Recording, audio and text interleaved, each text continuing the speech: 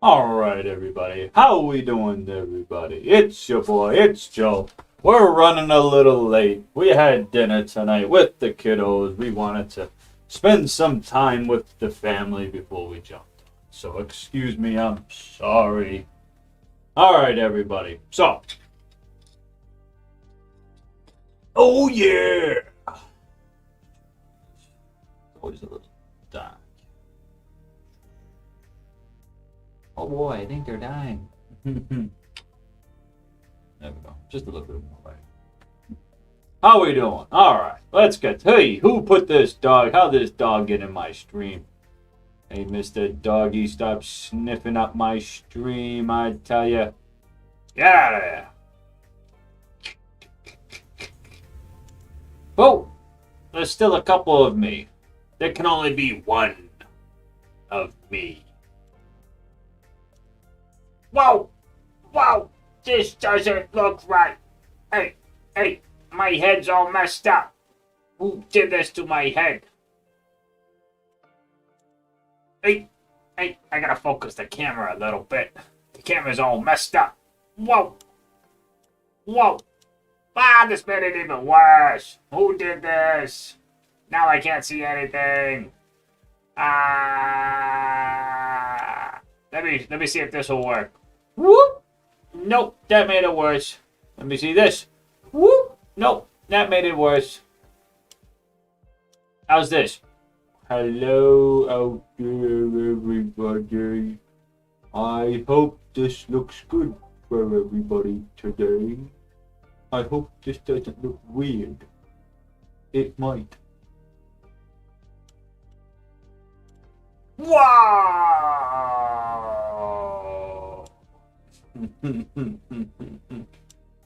How's this? Whoa! My neck is the same size as my head. Enough of that. Alright. Let's get serious, guys. Stop goofing around out there. You guys are always goofing on me. Always doing something silly, I swear. Alright. So, we are going to dive right into things today. We finished off. Oh, pinch. Whoa, mute that, buddy. Alright. Yeah, so yesterday we finished up. Yeah. I got to bring down the music just a tinch. There we go. All right, so yeah, yesterday we dived into and we finished chapter 26 was the introduction to wireless LAN technology, Wi-Fi, pretty much. We went over some of the basic concepts and some of the terminology of. I gotta pause that for now, just cause it distracts me. So we went over the fundamentals of wireless networks. We went over some of the terminology, with the primary standards, the 802.11, and since some of we also covered some of the the 802.November, the 802.AC, and then with the newest version, the 802.AX, which is Wi-Fi 6, which is another coin phrase for it. We also covered the frequency bands, the 2.4 frequency band, and then the 5 gigahertz frequency band. We covered, and then when we covered those, we learned about how on the 2.4 gigahertz frequency band that to not have overlapping channels, you need to have at least 5 channels in between. So the 2.4 ranges from 1 to 14. 14 we can't use. That's only used in Japan, I believe. That's only allowed to be used in Japan. Here in the States, we can't use that. that particular channel. But we have usable channels from 1 to 13, obviously. But to make sure we don't have overlapping channels, we have to ensure that we have 5 channels of separation between each channel. So the best practice for ensuring that we don't have an overlapping channel spread when we're using the 2.4 gigahertz frequency band is to use the 1, 6, 11 channel in the 2.4. When we're using the 5 gigahertz frequency band, the 5 gigahertz frequency band goes up in increments of 4. Goes up in increments of 4. All right, and it starts off, I believe I want to say it starts off at like 30 something.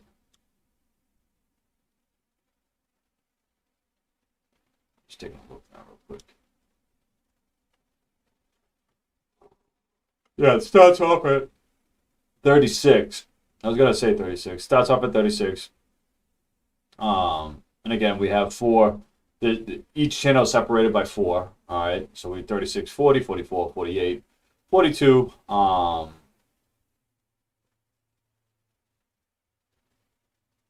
yeah, so there is a way to, I guess, create bigger channel spreads, though. That's just another topic for another discussion. But yeah, so we did learn some stuff, some good stuff yesterday about the fundamentals to Wi-Fi and whatnot. Pretty interesting stuff. Wi-Fi is definitely a beast all on its own.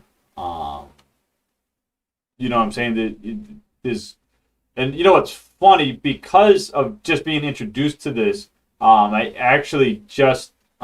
just actually picked up the Encore book. I also picked up the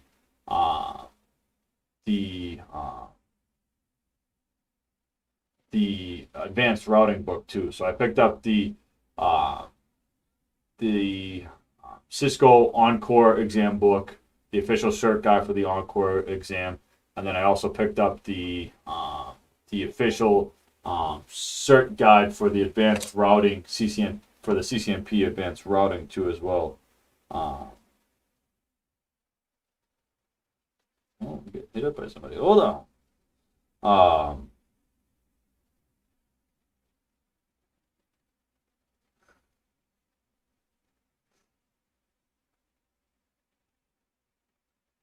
But yeah, so we picked up those 2 books because I want to take the deeper dive after CCNA. I want to take the deeper dive into these more advanced topics. Like I said before, and I've probably beat on this dead horse a while, but I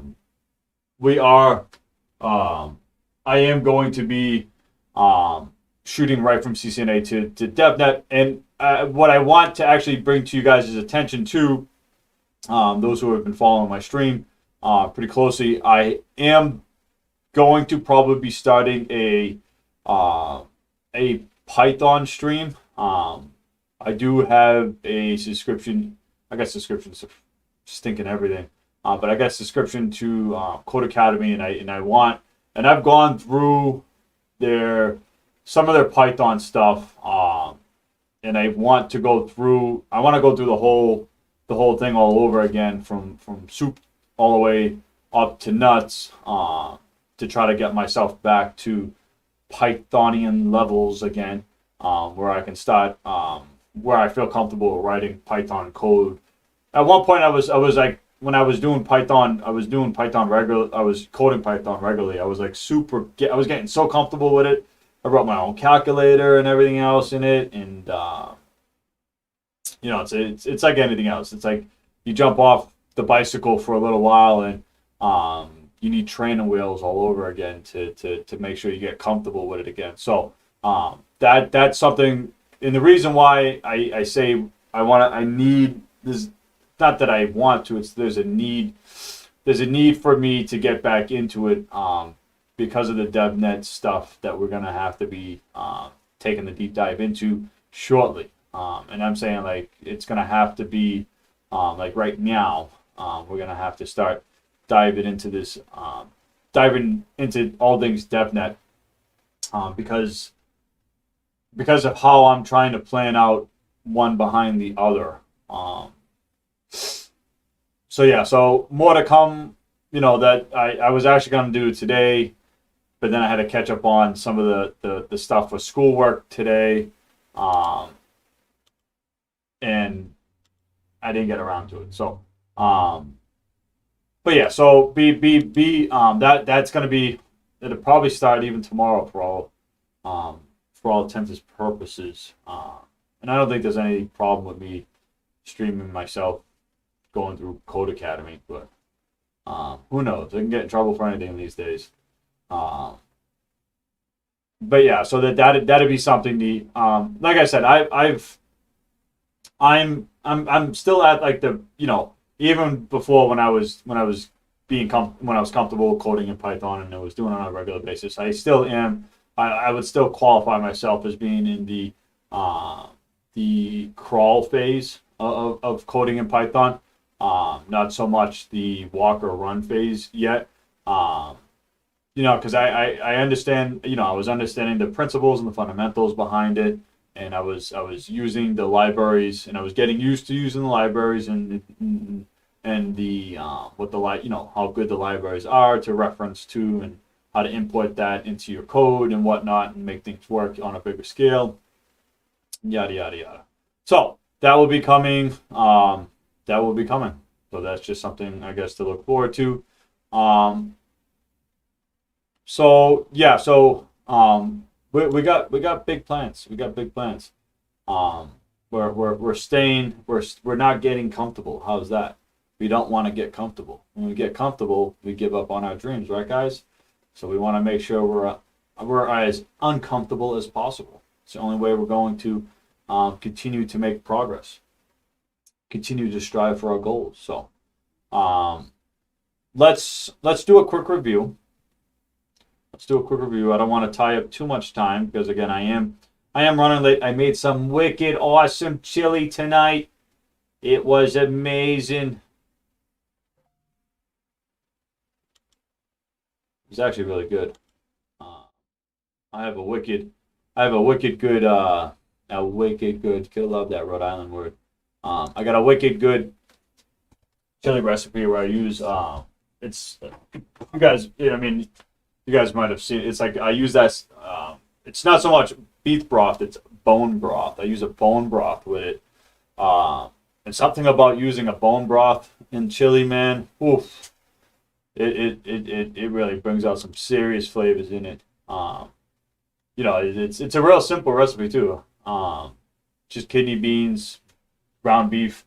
I use the 6-gun chili mix. I don't have my own chili mix. I ain't got the time. How's that, to make my own chili mix? But nonetheless, it's actually a really good chili mix. I enjoy it, and the kids actually like it too. All but one kid. One kid don't like beans, so he won't touch chili. He don't know what he's missing out. He doesn't know the kind of farts he's missing out on. The crazy farts. Oh, my wife's gonna love me later on when she comes home from work. I'm gonna be farting up a storm. Chili farts. Alright, let's get serious. Oh, you know what I need? I need Epic Pen. Always forget about stinking Epic Pen. You crazy Epic Pen, you. What would I be without you, though? Alright. How does a wireless network advertise itself to devices that can join the network? How does it advertise? So the SSID, that's how it advertises. Okay, let's hope so, right? Suppose two APs are located near each other. Which channel use strategy will result in a non-overlapping channel for Wi-Fi usage? So select two answers. So we have use 2.4 gigahertz channel 1 on APA and channel 2 Nope, data overlap. Use the 5 gigahertz channel, 36 on APA and 40. That looks good because we have, that's exactly it. You know what I'm saying? 36 and 40, they won't, that's, you know, it goes 36 to 40. There's no 37, 38, and 39. So 36 to 40, cool. And they don't overlap each other. So that's wrong. 37 doesn't exist. Cool. Well, it probably does exist, but it's just not usable. Use the 2.4 gigahertz channel 1 on APA and a 5 gigahertz channel 48 on APP. Yeah, that's good. Yep. Those won't overlap. And yes, that exists. Okay. All right. Wireless devices must adhere to which standard to provide network connectivity? So that's the 802.11. When a wireless frame is sent to an AP, which address is used as the layer 2 destination address? So that would be the sender's device IP. Nope. The AP's Ethernet MAC. Nope. The sender's MAC. Nope. The basic service set ID. The basic service set ID. To use non-overlapping channels for your Wi-Fi network, which of these would be a correct strategy for neighboring access points? To use non-overlapping channels for your Wi-Fi network, which of these would be the correct strategy? All right. 5 channels. Which mode of communication is used when only one device can successfully transmit on a channel at a time? Which mode? So we have, which mode? One channel at a time. So we have half duplex. A basic service set ID looks identically to which of the following network parameters? So that is the MAC address. All right, we did good. We did good. That was a good review. A good review. I just, I want to hit that. I wanted to just keep hitting these reviews hard as we're going chapter by chapter. And yeah. All right. So let's we got Packet Tracer already up, and I did go over. I was watching some of Kevin Wallace's. I have. Let me turn these off because this is gonna die.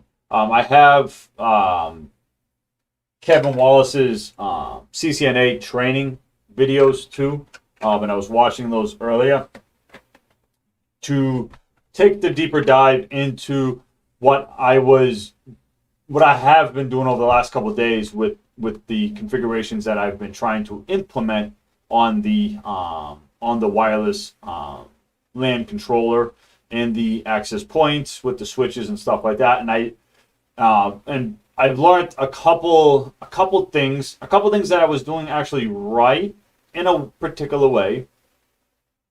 I don't want to say I was doing them probably 100% right, but in a way that I was implementing was a possible use case where I was not using the wireless LAN controller and using the APs almost as a and I'm probably going to reference this wrong, and you guys are more than welcome to correct me on this. But I was implementing the APs as standalones, where I had those broken off on their own little VLANs, and I was configuring those statically from AP to AP with the SSIDs that I wanted them to use and whatnot, and it worked. And it worked correctly as I wanted it to work. And then you guys, if you guys were watching me yesterday, I was struggling to then implement that same design, but autonomously, where I was saying, okay, well, I want to now control these APs from the wireless LAN controller. Now, again, I don't know if I was still running into issues because I'm using Packet Tracer or whatnot. But for the most part, how we had it configured was pretty correct to how Kevin Wallace had described that actually particular configuration with using the trunk port to the wireless LAN controller. He had implemented, in his configuration, he had implemented lag, which was link aggregate, link aggregate,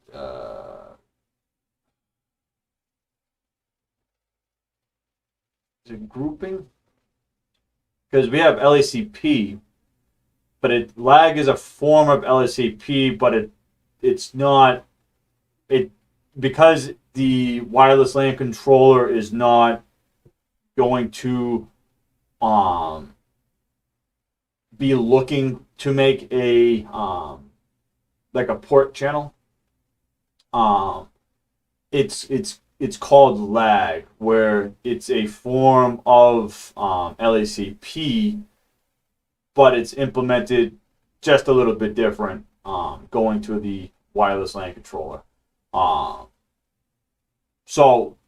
again, it was using a trunk. It was using that over a trunk, which was the proper way that we were doing it. Not because that wireless LAN control is going to be doing anything with tagging or anything like that. It's just how that's the way, so it implements the that correct configuration with using multiple SSDs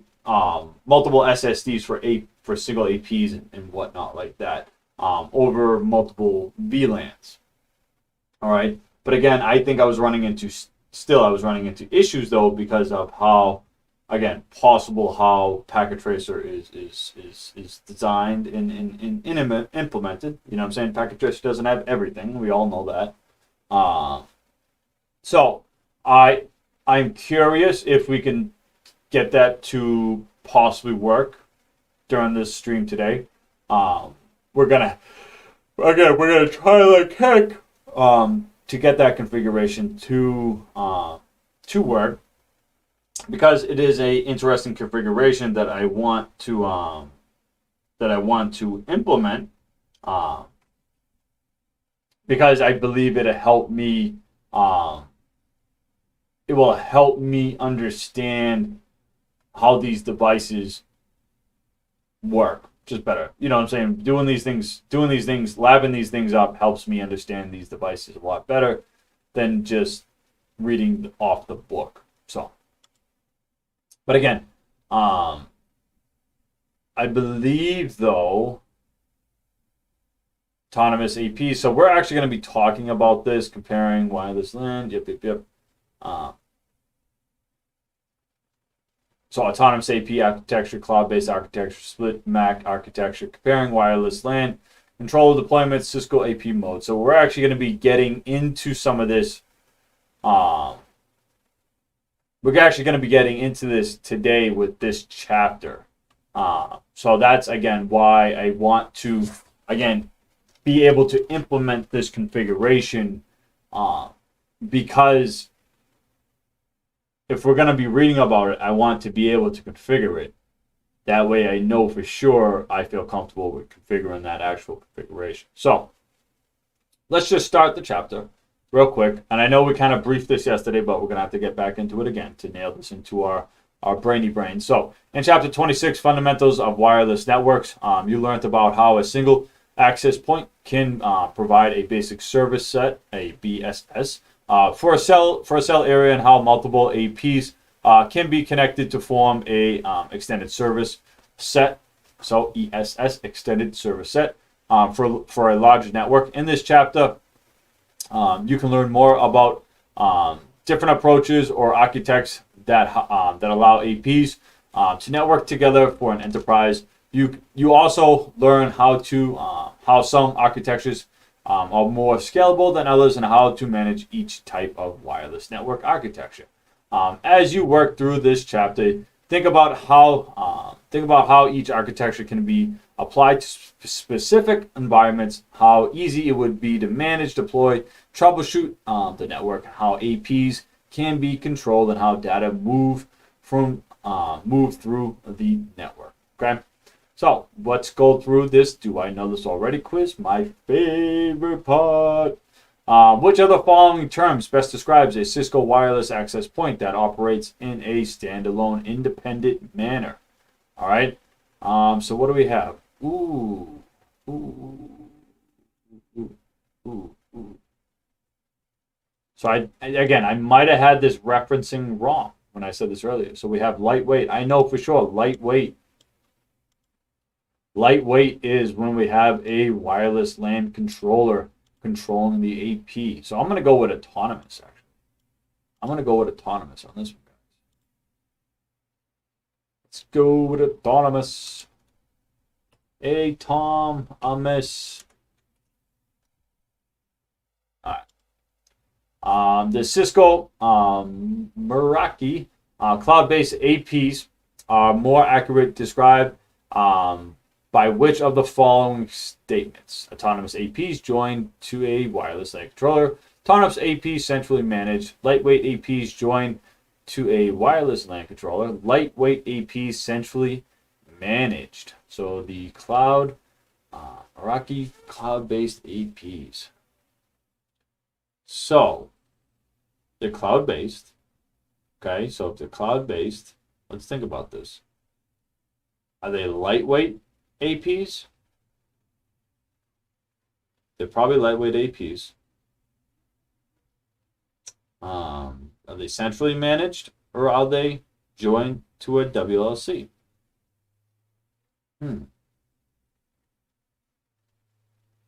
They probably can be joined to a WLC. I don't know. What's that's a shot in the dark, guys. I'm kind of up in the air on that one. Or are they autonomous? They could be autonomous. They could be autonomous. Let's go with A. Again, I hate my guess. Because when you guess, that means you don't know. A lightweight access point is said to participate in which of the following architecture? A lightweight access point is said to participate in which of the following architecture? So we have light MAC, tunnel MAC, split MAC, Big Mac. I love me a Big Mac. Guessing that one was that might have been thrown into the mix for a funny ha ha ha. So what do we got? A lightweight access point is said to participate in which of the following architecture? That'd be a split MAC, right? Let's go with C.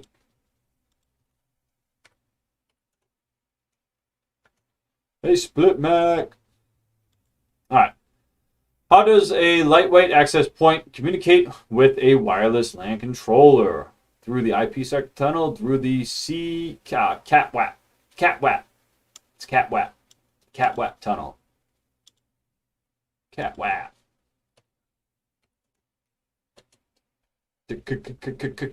CatWAP. All right. Which of the following is not needed for a lightweight access point in default local mode to be able to support 3 SSIDs that are bound to 3 VLANs? Which of the following is not needed for a lightweight AP in default local mode to be able to support 3 SSIDs that are bound to 3 VLANs? Which of the following is not needed? So not needed, there's a key term right there. A trunk link carrying the 3 VLANs, a access link bound to a single thing. Nope, that's kind of needed. A wireless LAN controller connect to the 3 VLANs. CatWAP tunnel to the I'm gonna say C. A WLC connected to the 3 VLANs. And this is where this is the chapter I've probably been waiting to get to learn about this right here. Because again, that's what was getting me and how that works. So I'm gonna say C on that one, guys. All right. Which of the following WLC deployment models would be best for a large enterprise with around 300 lightweight APs? Which of the following wireless LAN controller deployment models would be best for a large enterprise with around 3,000 lightweight APs? So what do we think, guys? What do we think? 3,000 lightweight APs. What would be the best deployment model? We have Cisco Mobility Express, Embedded, Unified, and Cloud-based. Not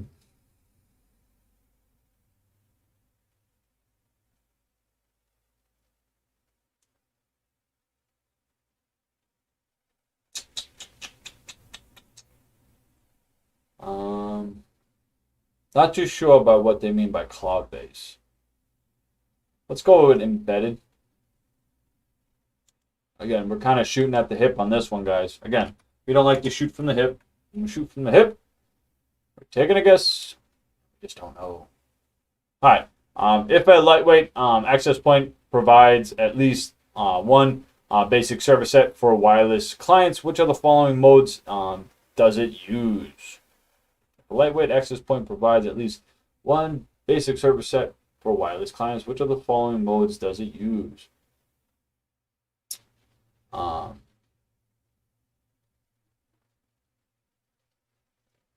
Client? Yeah, is it client? I'm in between client and local. Client and local. I'll go with local.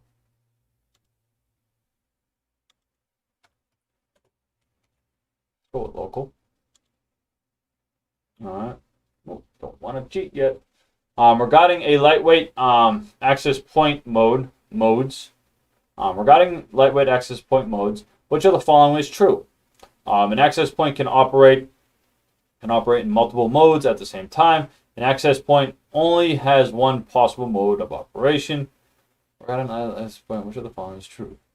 The run mode is the default mode. The CE Connect mode is used for spectrum analysis. Spectrum analysis. That's a good word. I like that word.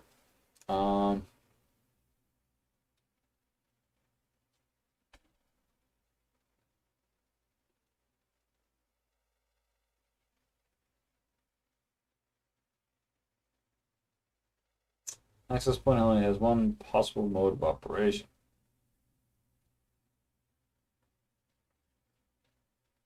Let's go with A. Again, shooting from the hip. We're probably going to get proved wrong. Prove me wrong, I say. Teach me something, I say. All right.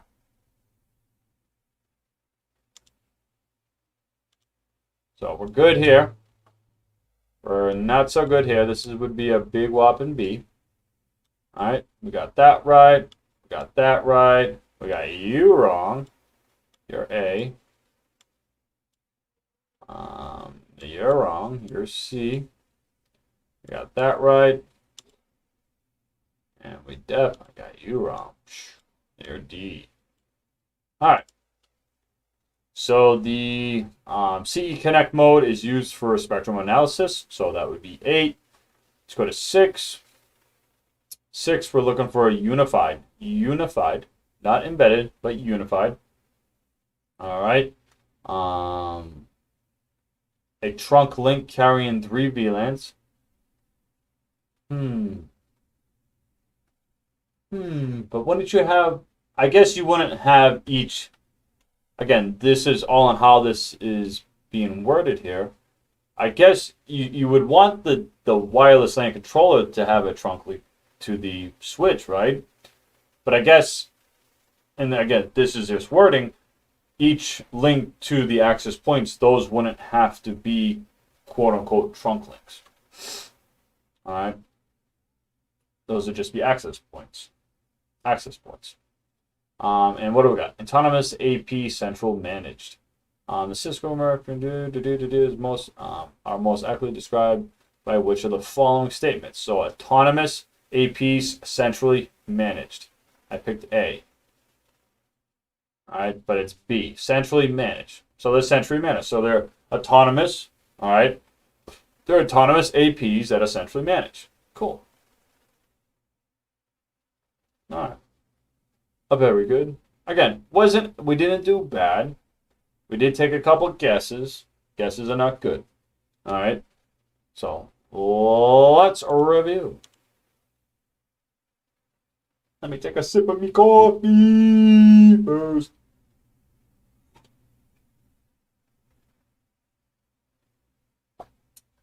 It's getting cold. I don't like it when it gets cold. I gotta get one of those. I just gotta get a thermos, I think, guys. I swear. Like, I make coffee and get to gabbing, and by the time I get back to it, it's cold.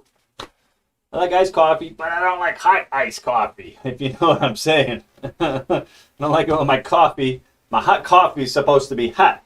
It's not supposed to be cold. All right, or it's warm. There you go. There's another good word. All right. Autonomous AP architecture.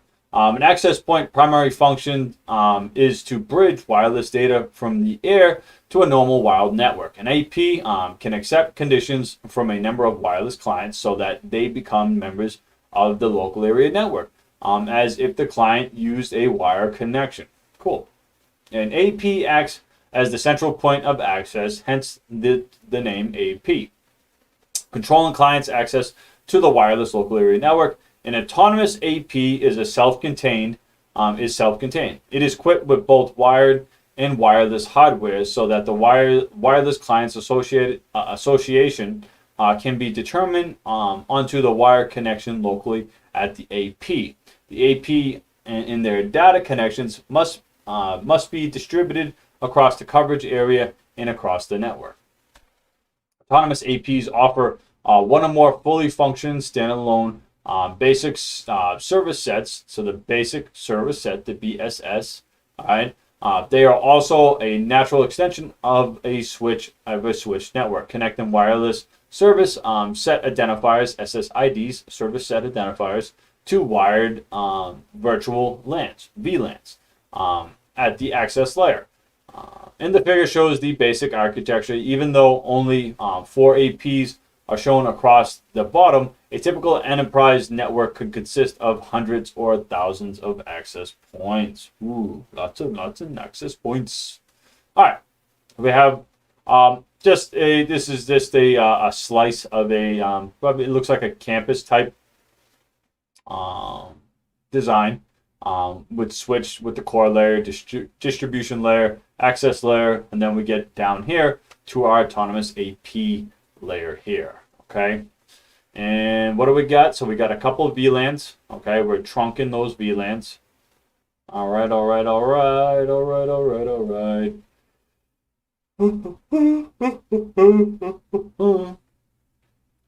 And oh, we have a trunk link to the AP. Okay.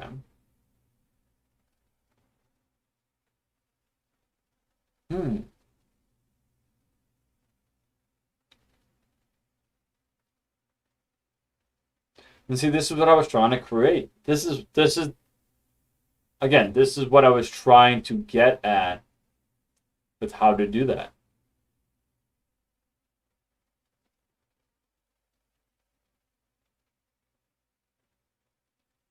So I'm guessing, yeah, so I'm guessing VLAN 10 is the management VLAN. And at least from this, how I'm looking at that.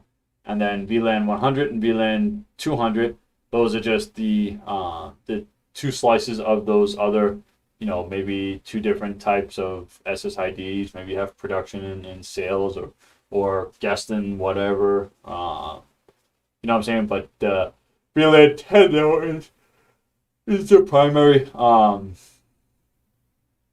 the management VLAN on that one.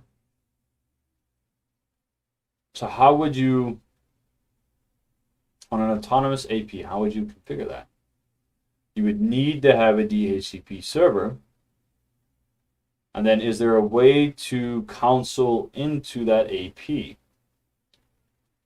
to then set that up, to assign those SSIDs All right.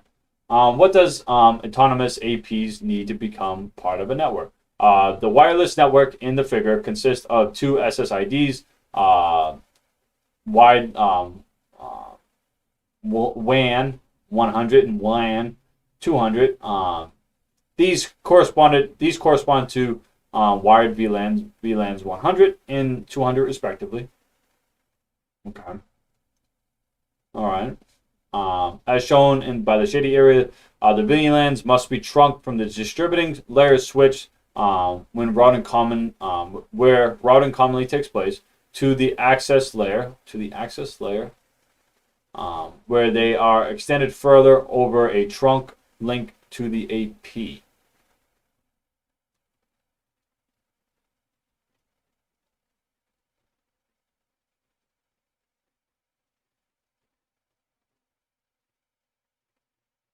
Hmm.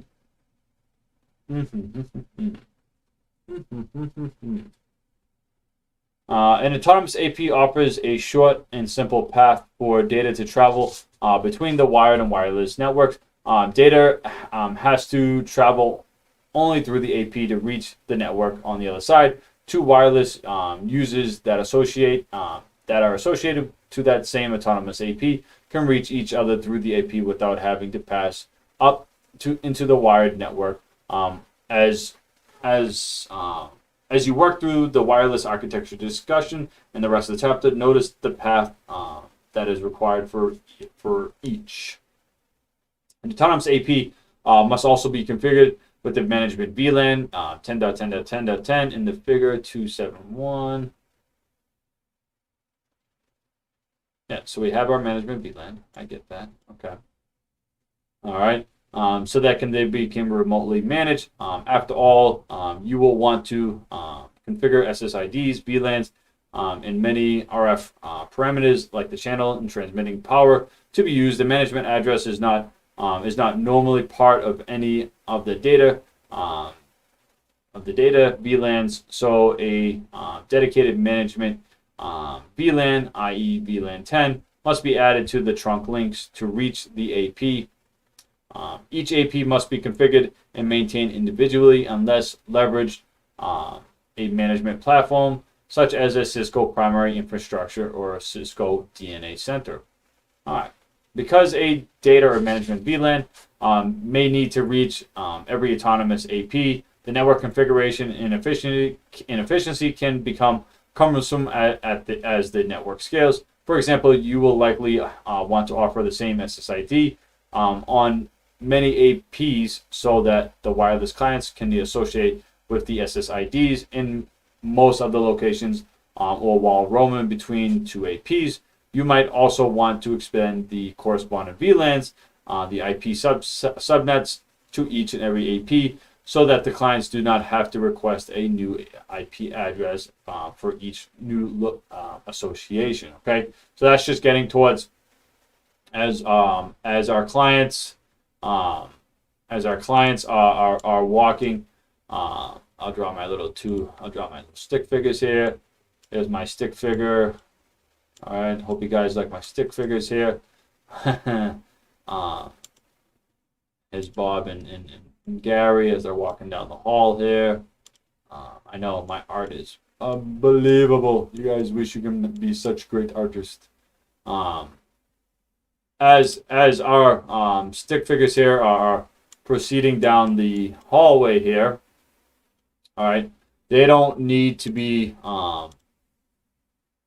here's our APs, as they're traversing AP to AP, they shouldn't need to be logging back in and trying to get reassigned new IP addresses as they're traversing between APs and APs.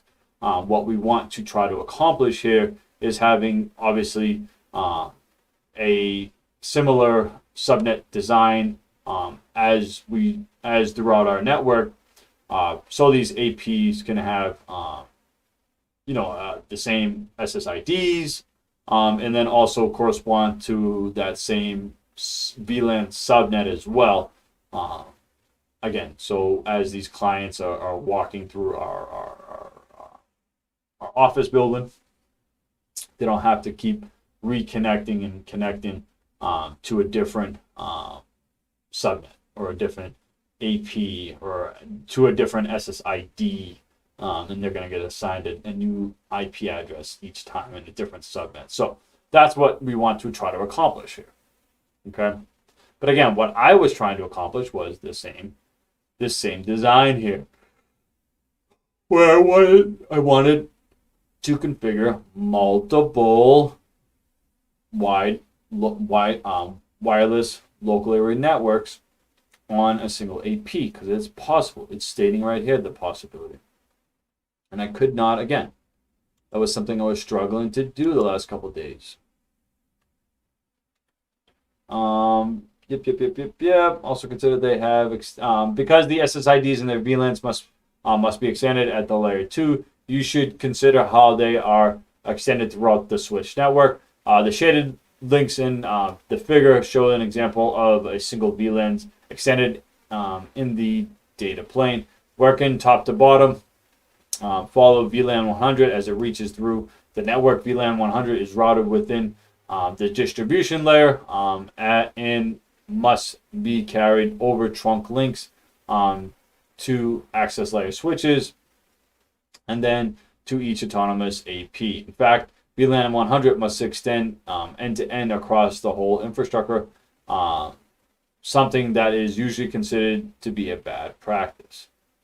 All right. So that's just stating that that's a bad practice. Then why are you showing me to do it then?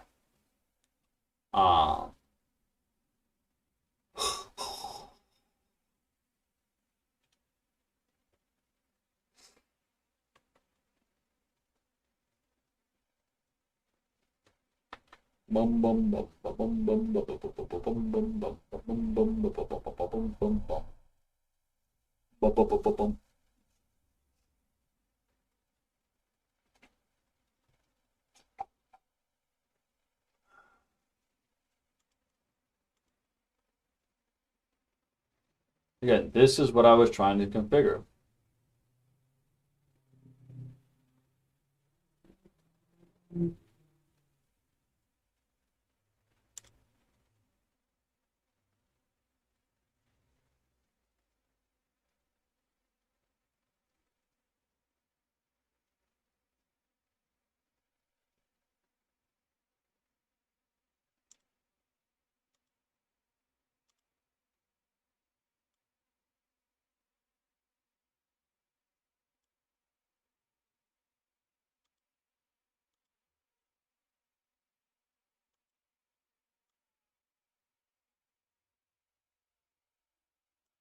What's on it?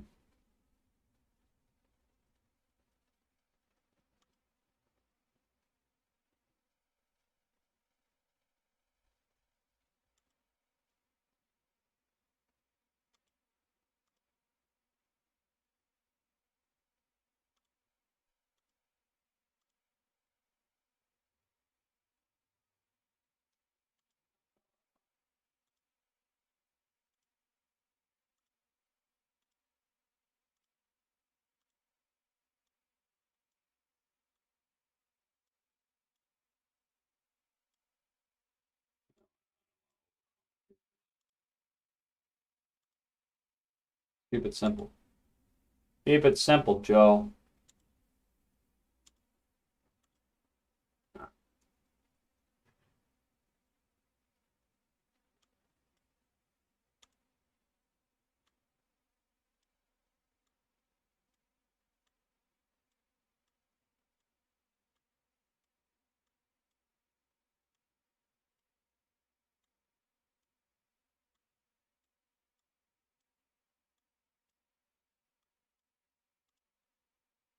All right. So say we have our switch. Say we have our switch. All right. We're gonna make a trunk link to our AP. Let's grab an AP. Now, which AP would it be then?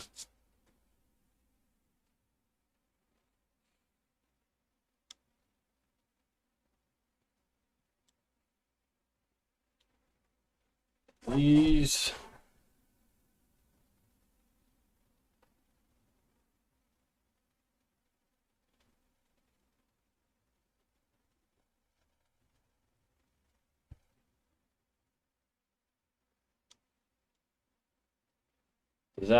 Is that N to represent 802.11n? Is that what that is?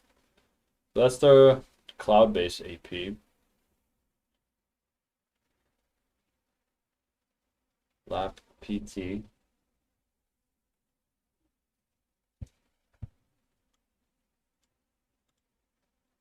That's a lightweight. We don't want a lightweight one.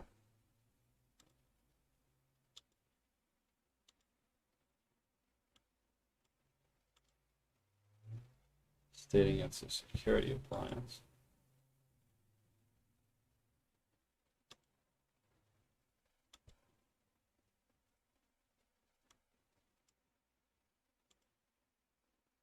Okay, lightweight.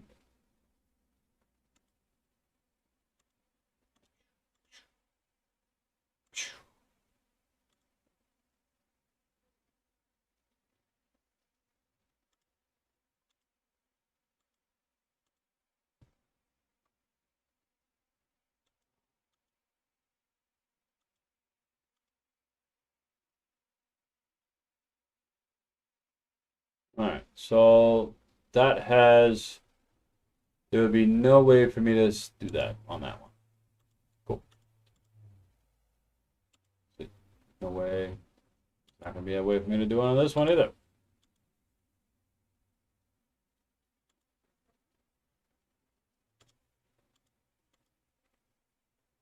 Nor on this one. Okay. Yep, same thing.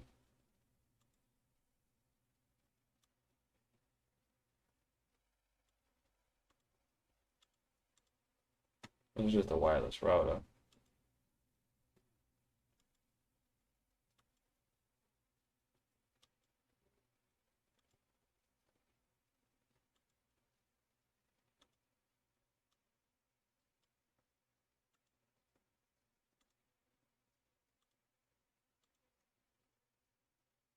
Gateway. So it would have to be one of these. Lightweight access point, right?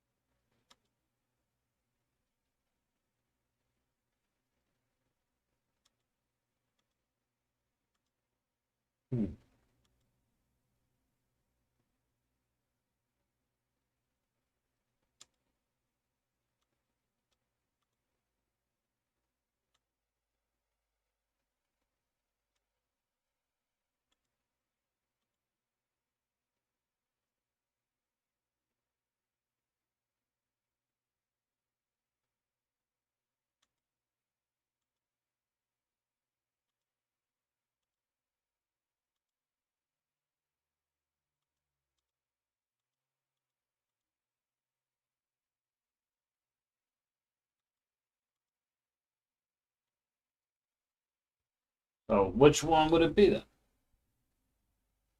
Would it be this one or would it be the other device?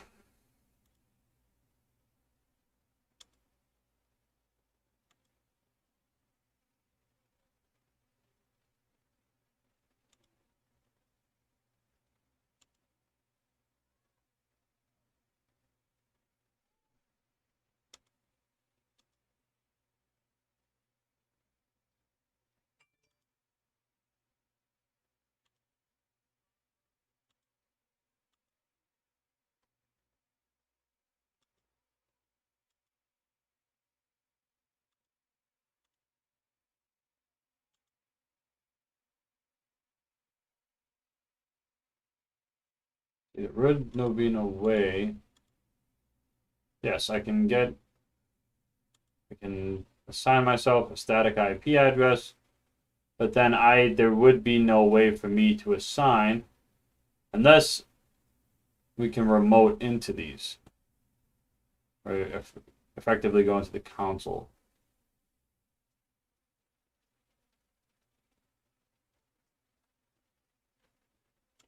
We'll try one and then we'll try the other one. So we'll try this one first.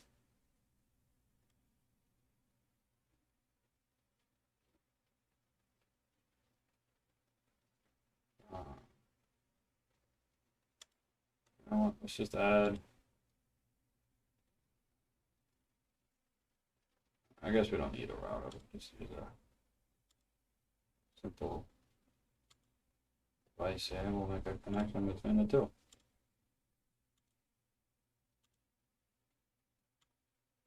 Just statically assign some addresses. 2.168.1.1.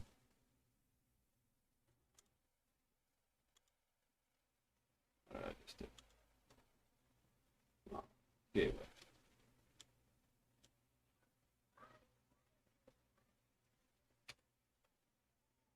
Here's gateway. 192.168.1.1.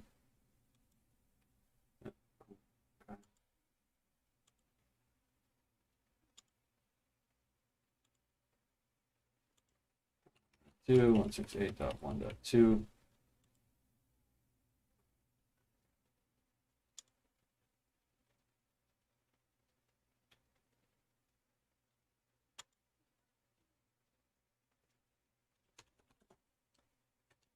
Caps lock off.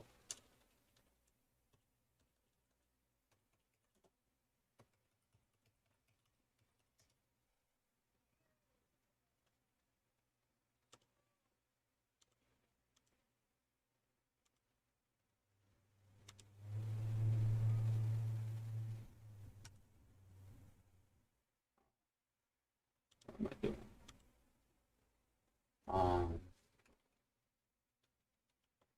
Would it be Telnet? SSH. Probably SSH.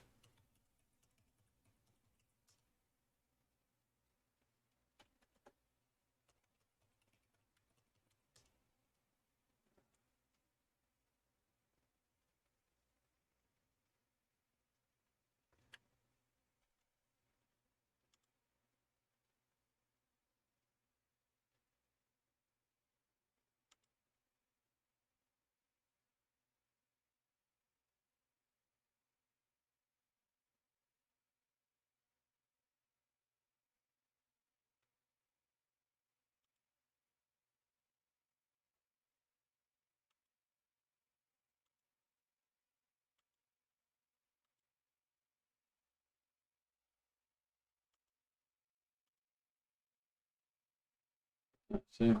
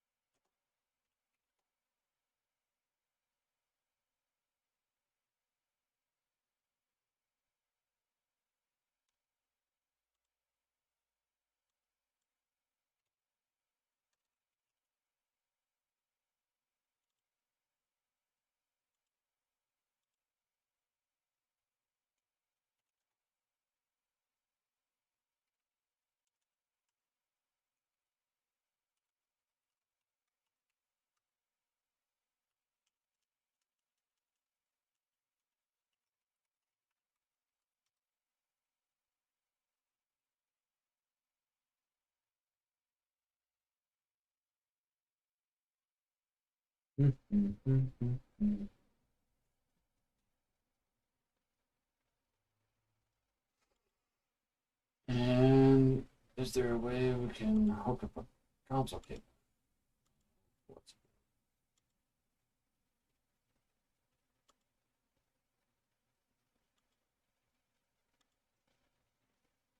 Oh, yeah, that's not gonna work.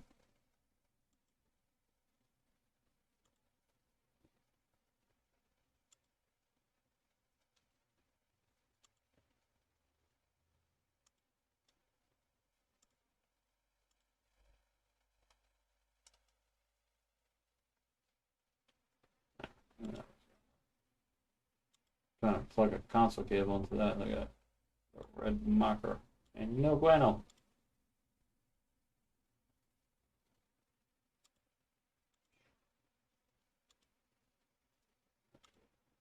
This now.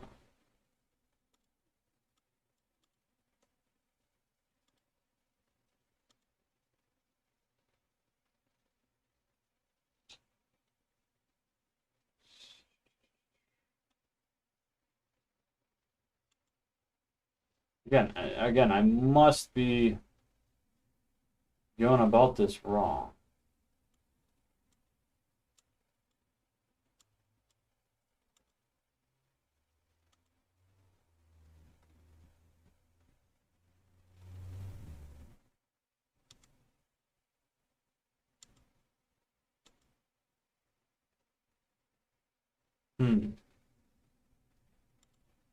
I mean,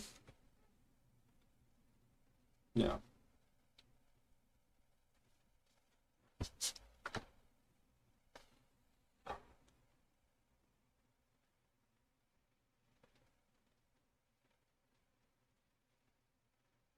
Yeah.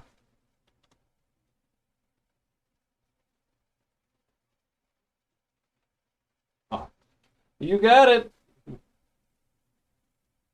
What's up, Gamer Go? Bloop.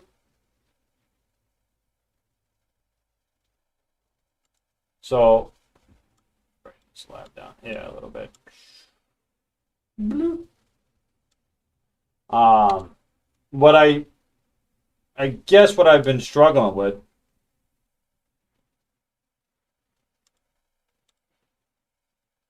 So, buddy, how are things? How's the man? Bam's doing good, my friend. We made some chili tonight. It was good. So I was running a little late. Can't stop eating that chili. And boy, am I going to stink up the house later on. Woo! My wife's going to love me. But yeah, no, everything's good, man. Thank you for asking. So we're going through some wireless local some Wi-Fi stuff. What I've been trying to go through some of the configurations is I've been trying to go through like the autonomous AP configurations and then the wireless LAN controller configurations and whatnot. And where I keep running into bottlenecks is pretty much setting up autonomous APs with multiple SSIDs while obviously having them autonomous without having them being controlled by a wireless LAN controller. And again, what I was just attempting to do here is yes, I can give this, not this one, not this AP, this AP, I can give this a IP address. But again, then how do I get telnet over to it? And it's not giving me the, it's not giving me the ability to SSH over to it. And I don't believe there's a web GUI. I don't think there's a web GUI for these access points. I mean, I could be wrong. Try it. You try HTTP first. 192.168.1.1. No, we can try HTTPS then.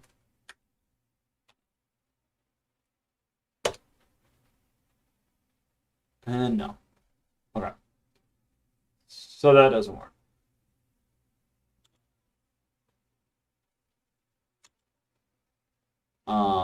And there is no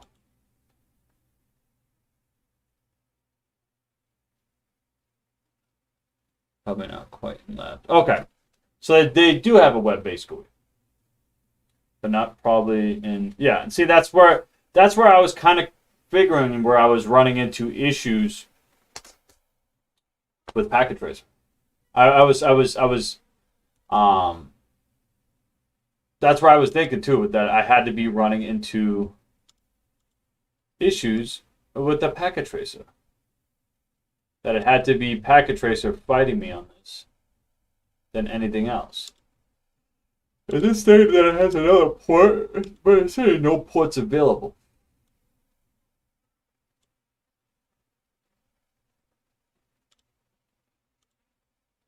But it's showing like another port.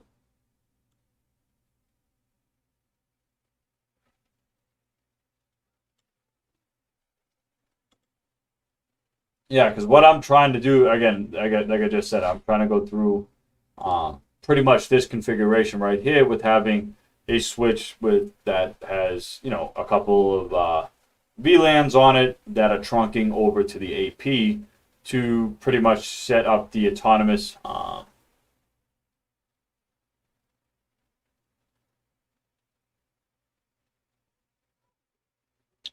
it has one wired port and the other port is a wireless interface, I would think. It's a wireless interface. Yeah, I mean, that's exactly what it's doing. It's only allowing me to pick up one of these ports anyways. I mean, this is a picture from who knows, you know, it can be a picture of anything for all I know. But yeah, no, it's just kind of like it's kind of a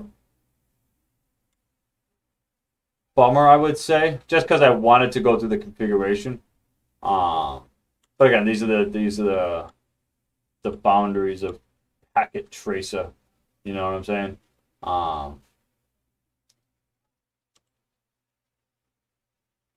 But I just wanted to make sure I was using the right, the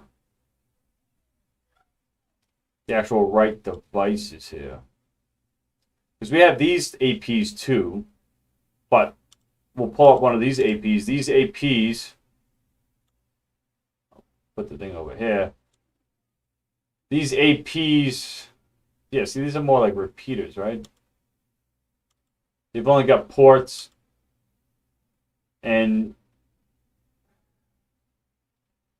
see, this is where I could set up, yeah, I can give this AP a SSID per se, and then change the channel on it, change the coverage area, give it some key, what I'm saying, some security on it. But that's it. There's only one SSID I can place on that one. But there is no management. There is no management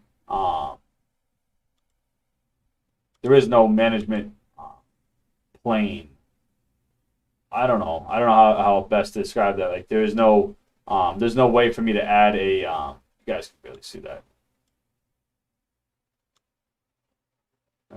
All the way down here.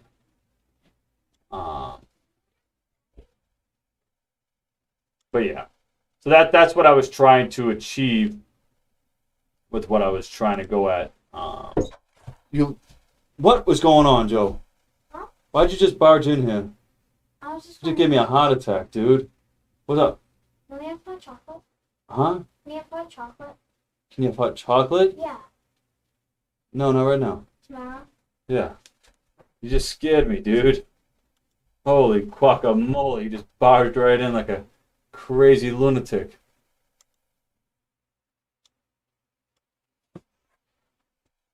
Holy moly. He scared me. I love when they do stuff like that.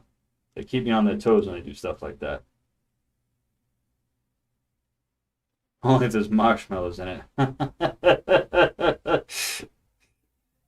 You see, I told him, my whole thing is, yeah, if you clean up everything and have everything cleaned up,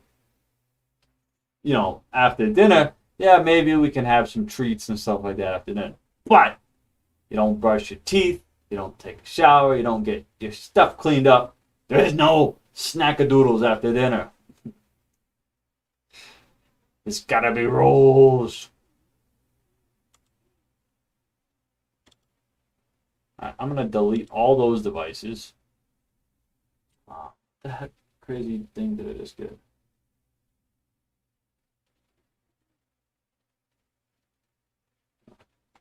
All right. So again, so this is where we were. This is where we were at right here with what we were just going on. The extent of data VLANs in a autonomous AP.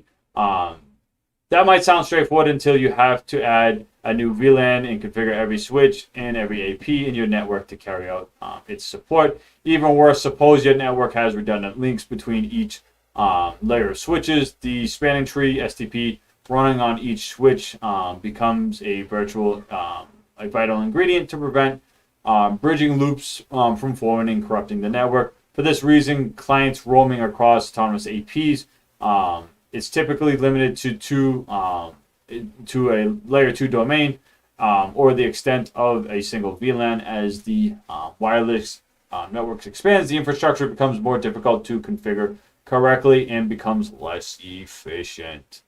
All right, so cloud-based AP architecture. Recall that autonomous APs need a quite bit of configuration and management to help manage more and more autonomous APs as the wireless network grows. You can place autonomous AP management platforms such as the Cisco primary infrastructure in a central location within the enterprise. The management platform would need to be purchased, configured, and maintained too. A simpler approach is a cloud-based AP architecture, where the AP management functions is pushed out of the enterprise and into the internet cloud. The Cisco Meraki, am I pronouncing that right? Meraki is a cloud-based and offers a centralized management of wireless switch and security networks built from Meraki products. For example, through the cloud networking services, you can configure a managed AP, monitor wireless performance and activities, generate reports, and so on. Cisco Meraki APs can be deployed automatically. Once you register with the Meraki cloud, each AP will contact the cloud when it powers up, and will self-configure. From that point on, you can manage the AP from the Meraki cloud dashboard. The figure illustrates the cloud-based architecture. Notice that the network is arranged identically to the autonomous AP network. The reason is that the AP is based on the APs in the cloud-based network are all autonomous too. The most visible difference is that the APs are managed, controlled, and monitored centrally from the cloud. All right. Meraki. Okay. So I was. Thank you for helping me with that game of golf. Meraki. I was definitely pronouncing that wrong. Meraki. All right. Cool. All right. Cisco Meraki. Meraki. Yeah. All right. Cisco Meraki based wireless network architecture. From the cloud, you can push out code upgrades and configuration changes to the AP in the enterprise. The Cisco Meraki cloud also adds the intelligence needed to automatically instruct each AP on which channel to transmit, power levels to use, and how to also collect information from all of the APs about things such as RF interface, interference, rogue and unexpected wireless devices that were overheard in wireless usage strategies. Okay. Finally, a couple things you should observe about the cloud-based architecture. The data path from the wireless network to the wired network is very short. The autonomous AP link to the network's data to and from wireless clients does not have to travel up into the cloud and back. The cloud is used to bring management functions into the data plane. Let me say that again. Data to and from wireless clients does not have to travel up into the cloud and back. The cloud is used to bring management functions into the data plane. Okay, into the data plane. All right. Also notice the figure consists of two distinct paths, one for data traffic and the other one for management traffic. Consider corresponding to the following functions. A control plane, traffic used to control, configure, manage, and monitor the APs itself, and the data plane, end user traffic passed through the APs. The division will become important in the following sections as the other types of architectures can be discussed. All right, let's go take a look at what we've got here.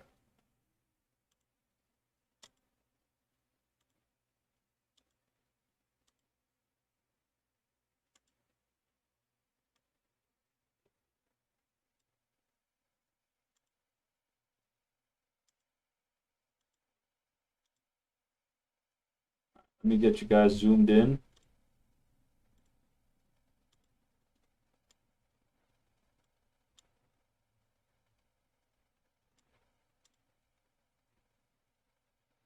So you guys can see what I'm doing. All right.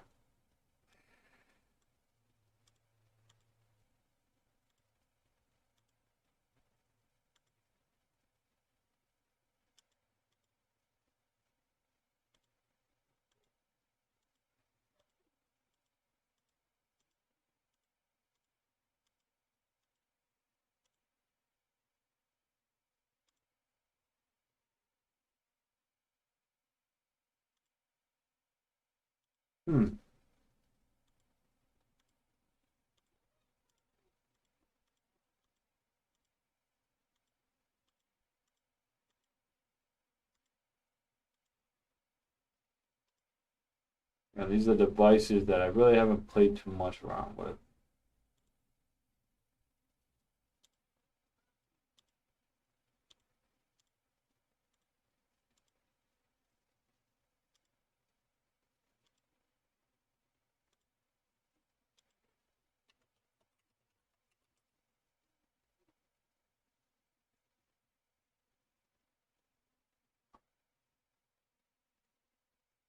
Pseudo dad, get us some hot chocolate. He was gonna become the super user and make me get him some hot chocolate. That was a good one. I like that, Gamer Golf. Pseudo dad, you get us some hot chocolate. And then I would just get up like a robot. Hot chocolate. That was good.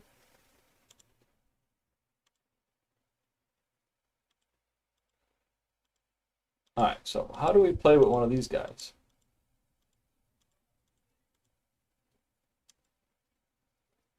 No idea.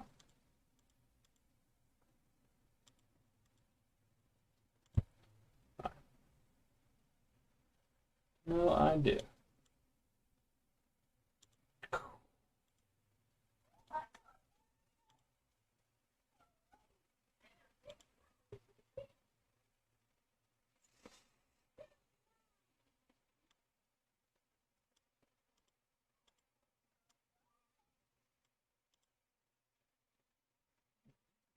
Physical tab.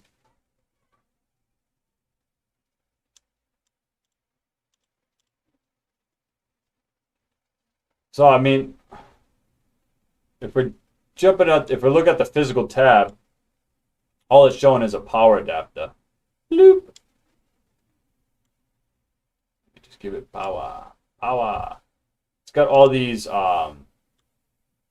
ports on it, interface, and 1 through 12 here. That's pretty much it. And there is no...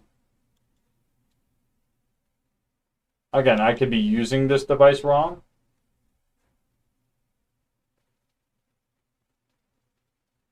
Yeah. Sometimes it does. Sometimes it does. Depend on the device. You know what I'm saying? Depends on the device. That doesn't really have much. You know what I'm saying? But if we grab a router per se, you know what I'm saying? Depends on the device. You can have whatever that device capabilities had for stuff you can put on it, you know. What I guess I'm trying to get at here is, again, I want to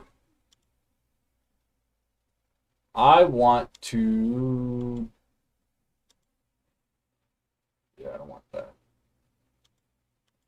That's not what I'm trying to do, though. I mean, I guess I could do it this way, through this wireless router GUI.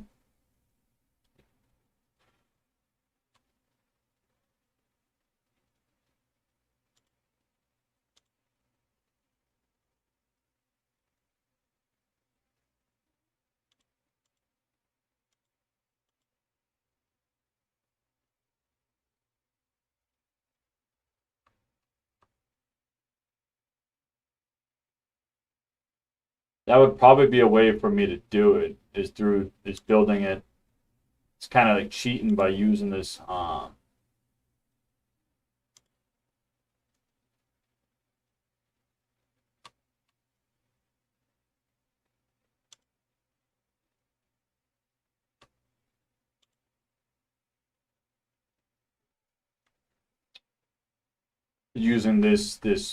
wireless router as one. But again, it wouldn't be the same because it's not like I'm trying to use a router to build this topology.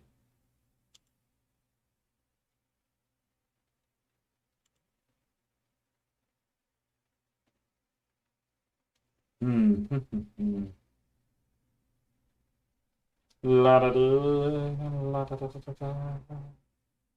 la da da da la da da da da.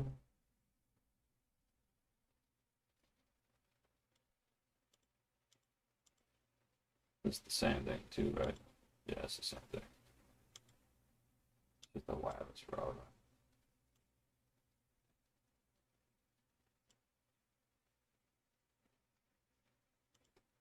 This is just the wireless LAN controller, right? Wireless LAN controller. Unless I can use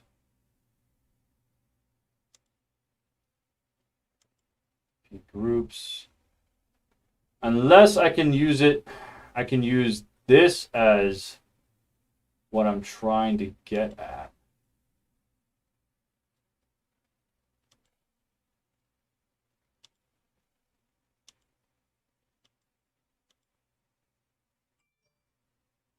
This could be, which one's that one?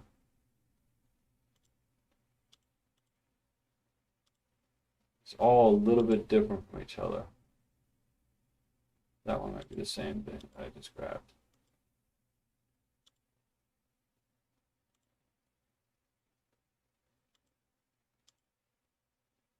Oh, that one's different.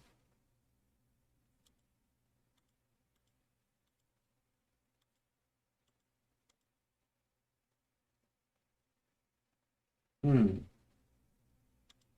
think I got it now.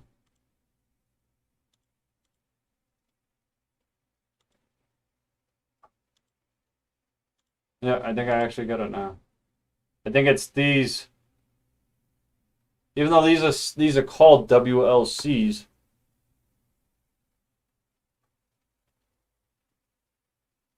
Yeah, so what I was running into yesterday yes, I could had I was able to assign yeah, it's HTTP. But what I was running into yesterday when I was trying to go about using multiple VLANs with the WLC in the APs is I could not get the wireless LAN controllers to then recognize the multiple VLANs that I had on a switch, and I had everything trunked. So I had the link going to the WLC trunked, which should have been part of the configuration, but inside, and I'll show you here. I'll pull up.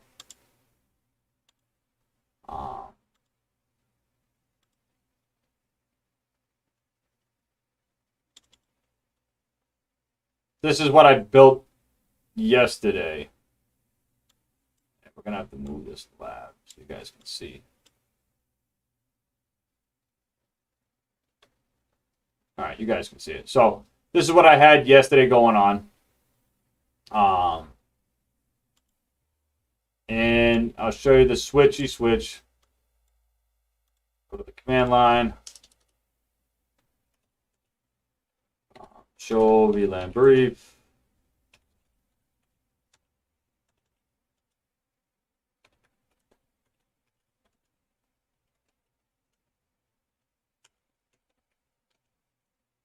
So I have two VLAN. I have three VLANs. Obviously, VLAN 1, VLAN 10, and VLAN 20 here.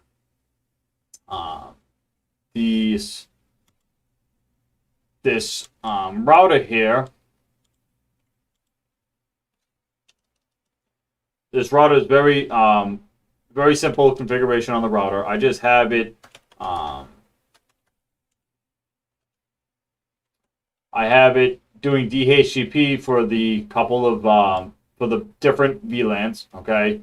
Well, here I got right here. Now this is excluding the addresses, but I have it doing DHCP for the different VLANs, and then I have it doing some encapsulation. So for the trunk now. All right. So I have just a couple sub interfaces with again with assigned appropriate IP addresses for those multiple VLANs, and then we go to this PC here, and I believe on the wireless LAN controller, I had it configured for the management for 19. Yep, okay. So we'll go over to the PC. Go over to the PC here. Go over to the desktop. Go over to the web page. HTTP. It's going to be HTTPS now. What's up, ABC1? HTTPS 192.168.1.1, and you're crazy.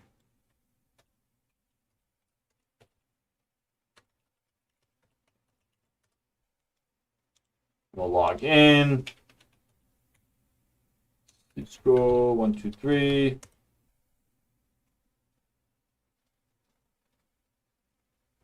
All right, so now we're here. You guys can see this, right?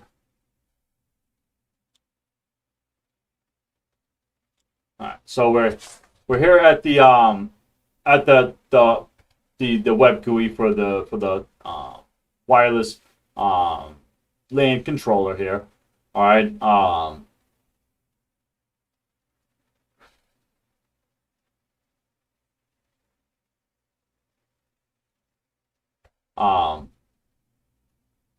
And again, I was able to make I was able to, obviously I made a couple of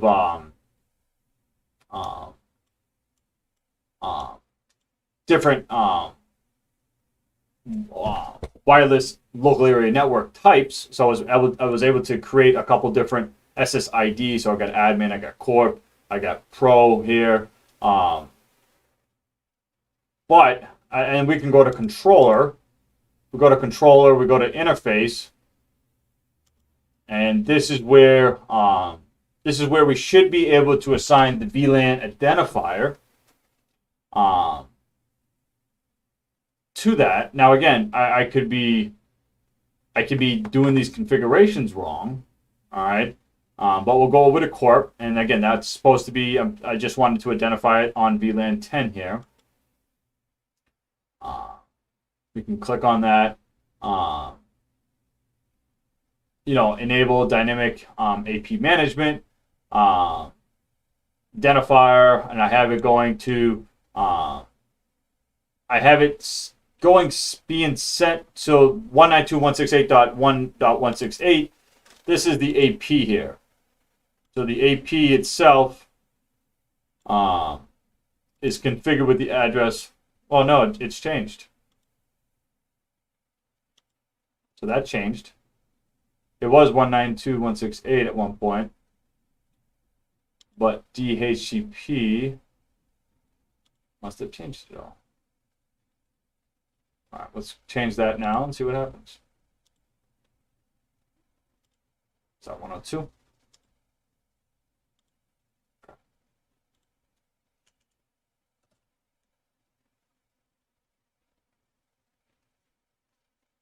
Blame IPv6. Hashtag blame IPv6.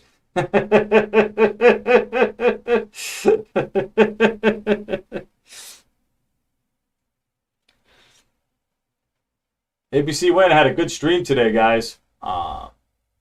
He was doing some neato stuff with TFTP servers today. That was pretty cool. That what you were doing. That's something I haven't gone over yet either. ABC Win was what you were labbing up today with sending the router's startup config over to the TFTP servers and then back. So that was pretty neat to watch you go through those configurations today, man. All right. So yeah, so the gateway I have here again, that's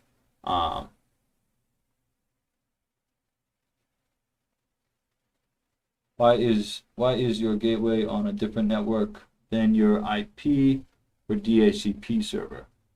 So again, I was going through multiple different things to try to get it to work. So this gateway, so that gateway is actually, it's the router. It's the routers for that VLAN. So that VLAN 10, that gateway is 192.168.10.254. All right. Well, I don't want to put that. So that's the gateway for that VLAN. Again, I could be configuring this wrong, but that's how I would set up. That's how I would point that to that direction, at least in my idea. And then the primary DHCP server is just the primary IP address. Now I could assign that to 10.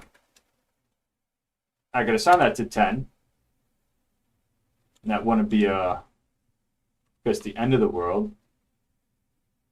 Let's save that configuration.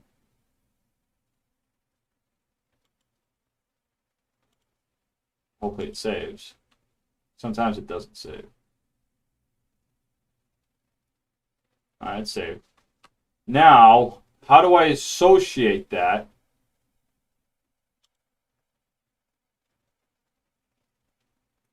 How do I associate that with so we'll go to the corp net, that's what I wanted VLAN 10 to be on.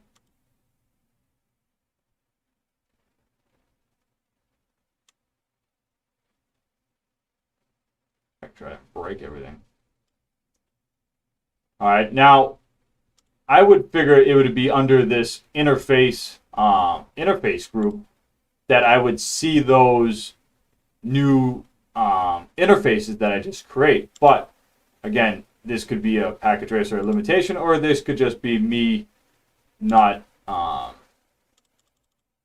Yeah, see, it doesn't allow me to really modify anything either here.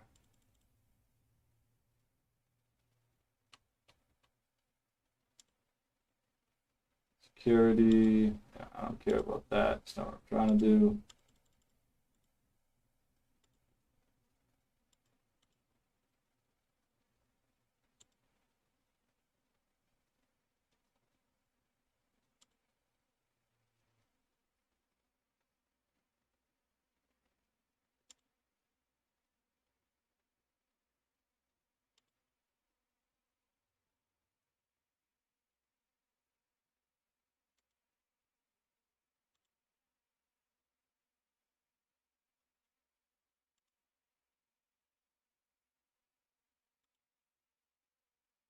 I mean, yeah, I mean, so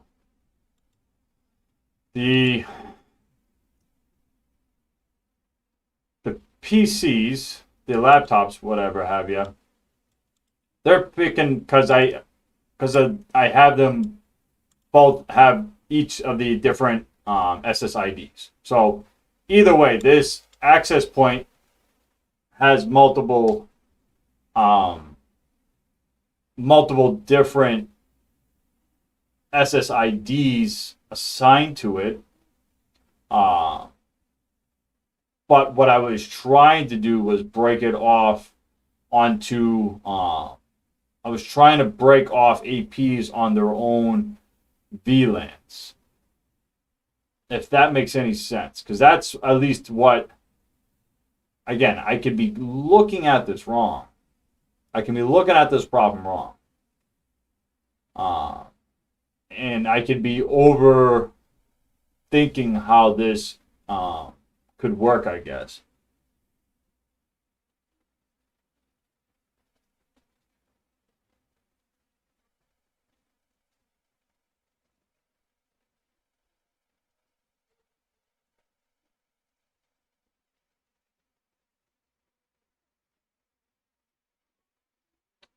Um, they're getting their signal from the. Uh, they're getting their signal.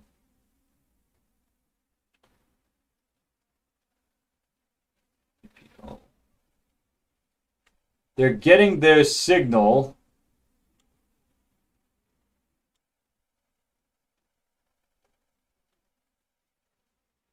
I want to say they're getting their signal from the wireless LAN controller.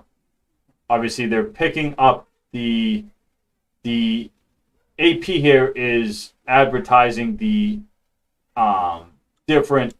Yeah, we'll go to programming. We'll go to. I believe like I said, I believe the access point is advertising the different SSIDs.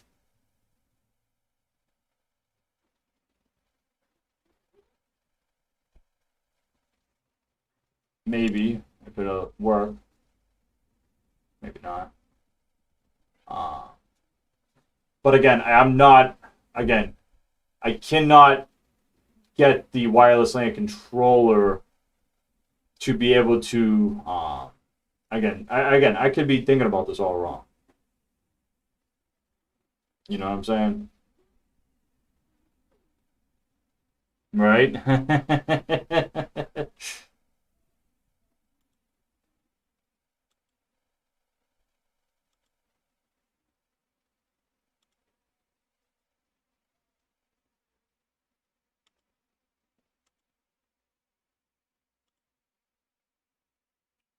All right, so what are we getting at? So the default gateway, it's picking up the router as the default gateway. DNS, the default, the router here. Channel 1. Yep. Yeah, so it's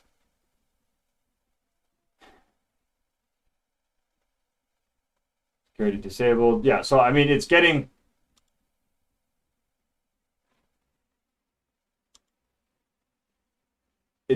information, and it can work. I mean, it works. Everything's running. You know, I can ping the router or whatever. Uh,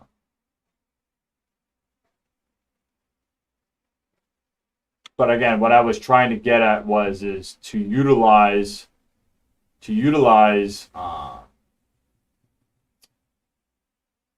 the multiple VLANs exactly on how the chapter that we're discussing uh, is referring to uh,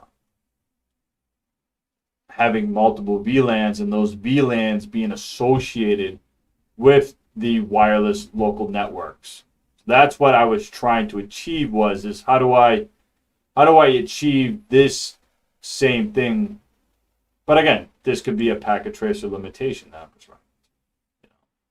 And I'm over, I guess, thinking how this could work. You know, I can do that sometimes. uh,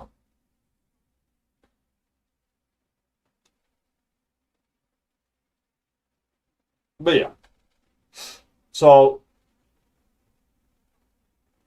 I mean, we can even add. I mean, we'll take even the for instance here. We'll add another.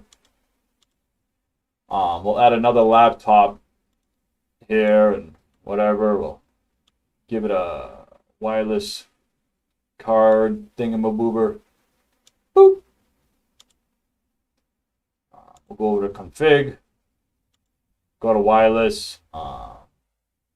We'll give it the. Yeah, we'll even give it the. I got a management plan on here too, right?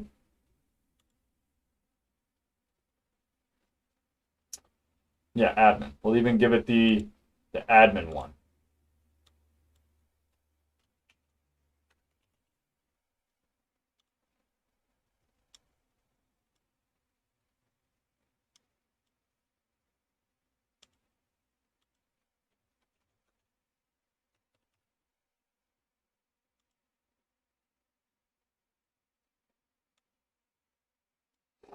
All right, so and then there we go. So we just logged into the other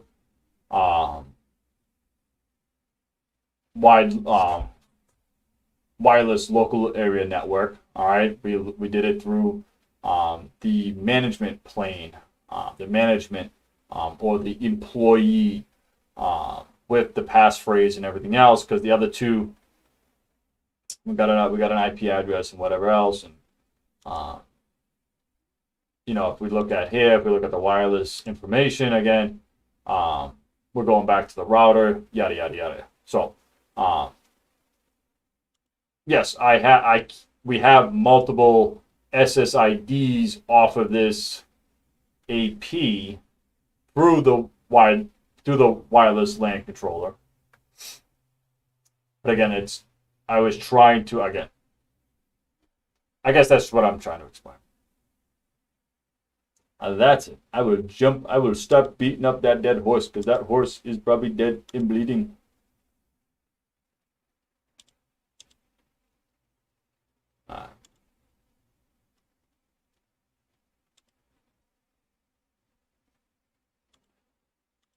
All right, let's do some more reading. All right. So we read about the Meraki device. So let's get into the split MAC architecture here. Because autonomous APs are autonomous, managing the radio frequencies operations can be quite difficult. As a network administrator, you are in charge of selecting and configuring the channel used by each AP and detecting and dealing with any rogue APs that might be interfering. You must also manage things such as transmitting power levels to make sure that the wireless coverage is sufficient and it does not overlap too much and there aren't any coverage holes, or even when AP radios fail. Managing wireless network security can also be difficult. Each autonomous AP handles its own security policies with no central point of entry because the wireless and wired networks. That means there is no convenient place to monitor traffic for things such as intrusion detection, prevention, quality of service, bandwidth, pooling, and so on. To overcome limitations of disruption, autonomous APs, many of the functions found within autonomous APs have to be shifted towards some central location in the figure. Most of the activities performed by autonomous APs on the left are broken up into two groups: management functions on the top and real-time processes on the bottom. So we have the CAT-WAP. I love these acronyms. These acronyms make my head spin off my shoulders. The CAT-WAP. That is the protocol. Yeah, the protocol CAT-WAP. Let's look that up. want to say that is the protocol that is used for APs to communicate with wireless LAN controllers. But I don't want to be mistaken by calling it a protocol if it's not a protocol. But I believe it's a protocol. Let's look up CAT-WAP. It's a good word. So CAT-WAP, a standard-based tunneling protocol. Okay, so there is a protocol that defines communications between lightweight APs and the wireless LAN controllers. So CAT-WAP is the standard-based tunneling protocol, all right, that defines communication between lightweight APs and wireless LAN controllers. Okay, so there we go, CAT-WAP. All right, that's how APs communicate with wireless LAN controllers. All right. So management functions: radio frequency management, associations and roaming management, client authentication, security management, and QoS, quality of service. Woo woo! I know how much you love quality of service there, Gamer Golf. All right, real-time functions: RF, radio frequency transmit and receiving, MAC management, and encryption. So we have that on the lower real-time functions. All right. All right. Real-time processes involve sending and receiving 802.11 frames, beacons, and probe messages. 802.11 data encryption is also handled in real time on a per packet basis. The APs must interact with wireless clients, and so on some low level known as the MAC layer, so the media access control layer. These functions may stay with the AP's hardware closest to the client. The management functions are not integral to handling frames over the RF channels, but are things that should be central administrated. Therefore, the functions can be moved to a central located platform away from the AP. When the functions of autonomous APs are divided, the AP's hardware is known as lightweight access points. Okay, so let's read that one more time. When the functions of the autonomous APs are divided, the AP hardware is known as a lightweight access point. Okay, and perform only the real-time 802.11 operations. The lightweight AP gets its name because the code image in the local intelligence is stripped down or lightweight compared to the traditional autonomous AP. Okay, so that's what makes that's the difference between an autonomous access point and a lightweight access point. Okay, the pretty much like the, would that be considered to be the, that wouldn't be the control plane. That would be more like the management plane, right? So the management plane is pretty much stripped down off of the autonomous APs, and then that's what makes it into a lightweight AP, because that management plane is then being managed by the wireless LAN controllers now, which then manage the AP's management plane. Okay.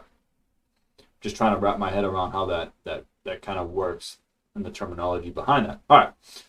The management functions are usually performed on the wireless. So there it states it right there. So the management functions are usually performed on a wireless LAN controller, WLC, which controls many lightweight APs. This is shown in the bottom right portion of the figure. Notice that the AP is left with duties in the layer 1 and layer 2, where frames are moved into and out of the radio frequency domain. The access points become totally dependent on the wireless LAN controllers.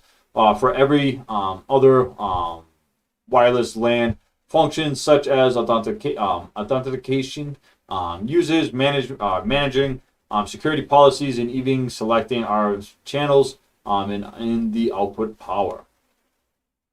All right. Remember that a lightweight AP cannot normally operate on its own. It is very dependent on the WLCs somewhere in the network. The only exception is the Flex Connect architecture, which is discussed later in this chapter. So, again, lightweight lightweight access points pretty much cannot operate without a wireless LAN controller operating at that management level for them. All right. So yeah, I guess we can continue on from there. There's really not much to lab on from there.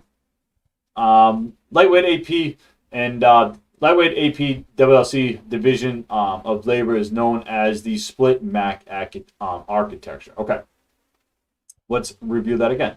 The lightweight access point wireless LAN controller division of labor is known as the split MAC architecture. So that is pretty much stating that because we've taken the management plane off of the access point, and now we've given that off to the wireless LAN controller, that division of labor,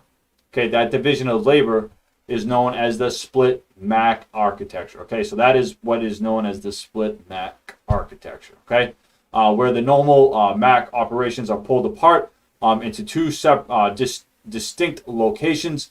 This occurs for every AP in the network. Each one must boot and bind itself to a wireless LAN controller to support wireless clients. The wireless LAN controller becomes the central hub that supports a number of APs scattered about in the network. Okay, so that is what's referred to as the split MAC architecture. Okay, how does the lightweight access point bind with the WLC to form a complete working access point? The two devices must use a tunneling protocol between them to carry the 802.11 related messages and also client data. Remember that the access point and wireless LAN controllers can be located in the same VLAN, all right, or IP subnet. The same VLAN or IP subnet. Can be or should be? That's my question. And I hope it elaborates on that. Because what I was trying to do was to split that up. All right. But they do not have to be. Instead, they can be located in two entirely different IP subnets and in two entirely different locations. All right. And that's what I had labbed before. So, gig, we'll look at here. Gig. All right. Let's take a look at this. And this is what I was having difficulties before because, so that terminology right there. But it didn't specify VLANs, and that could be something. It didn't specify VLANs. All right. Remember that APs and WLCs can be located in the same VLAN or IP subnet, but they do not have to be. Instead, I never freeze. Don't do it to me, Twitch. They can be located in two entirely different IP subnets and two differently. Okay. I get that. Well, I don't because this is what I was running. Which AP did I use on this? I have no idea. All right. Sounds good. Now, here, let me go to my Zoom so you guys can see.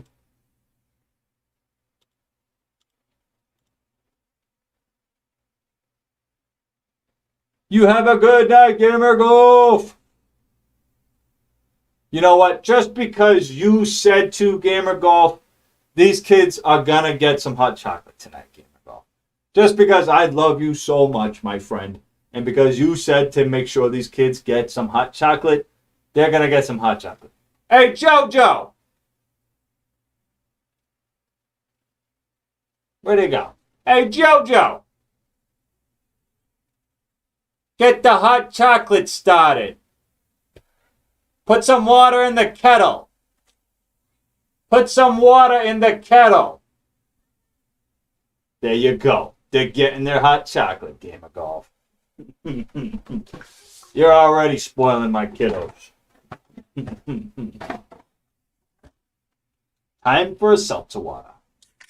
It's not a beer, it's a seltzer water. Clean it out. Put new water in it, buddy. Don't fill it up all the way either, pal. All right.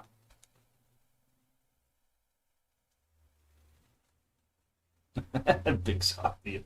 Have a good night, Gamer Golf.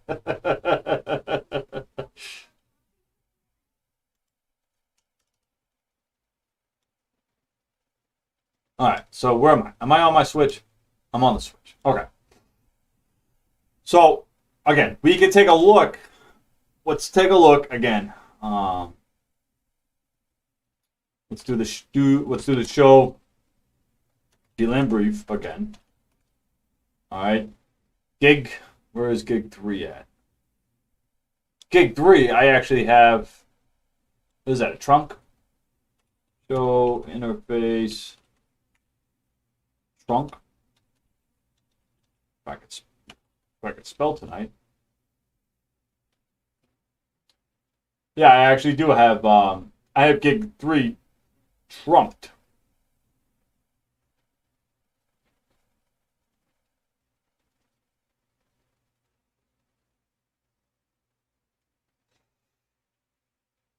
Why do I have gig 3?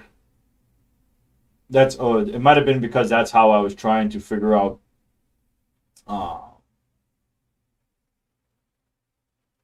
make sure you fill it up enough to make it enough for everybody, all right? All right, so let's do this. Again, I don't think I needed that one trunk, but I guess it really don't matter right now anyways. So let's add whatever. Let's add a new AP and assign that to, what do we got? We got gig 5. That's to 10, right? All right, very good. Let's do that.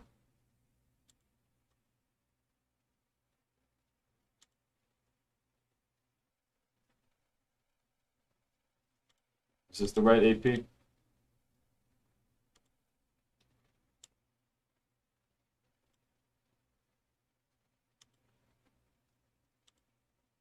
Yeah, all right, sure.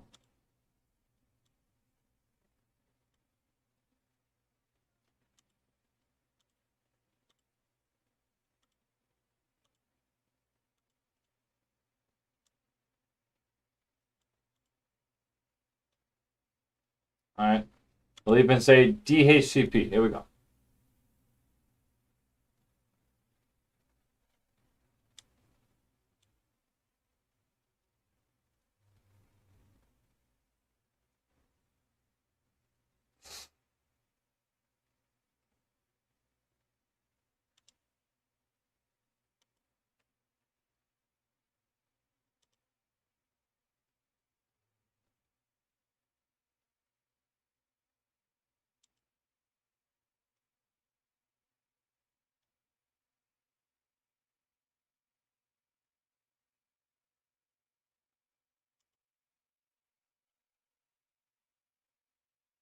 Come on, Betsy.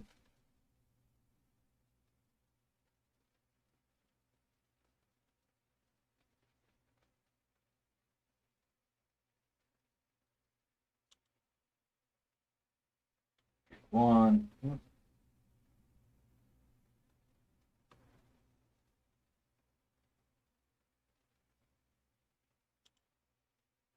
All right, so there we go.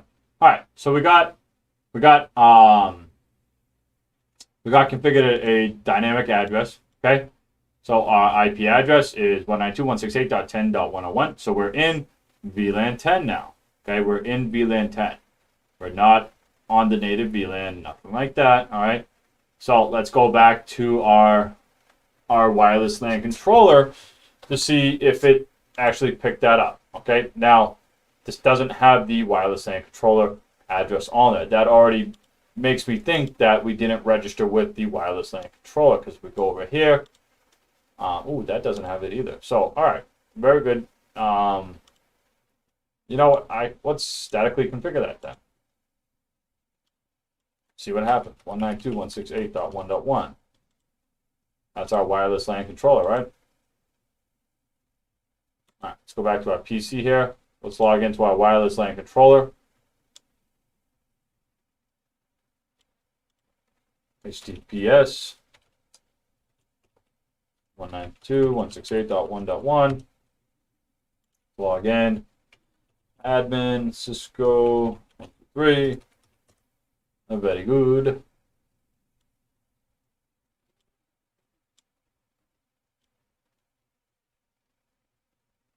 And yeah, we have not.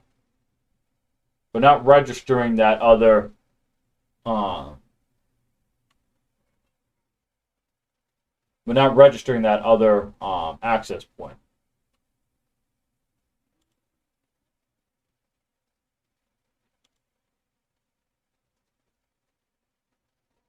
Oh wait. Oh wait. I'm gonna put my foot in my mouth.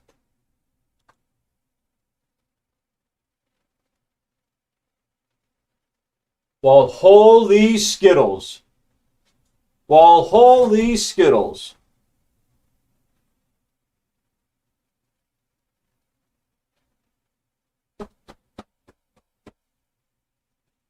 We did it, Captain. We did it. Captain, we did it.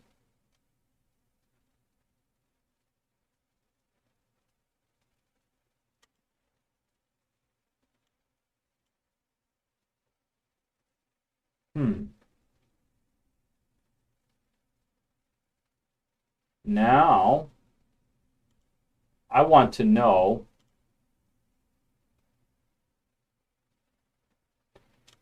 how do I pick that up then?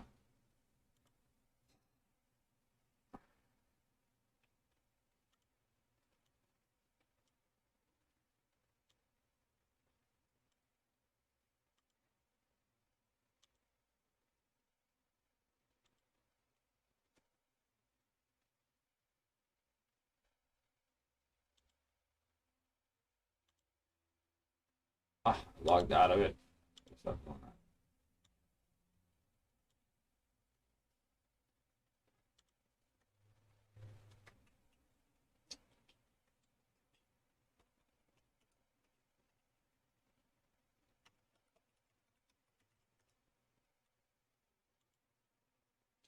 What's love got to do with it? Got to do with it.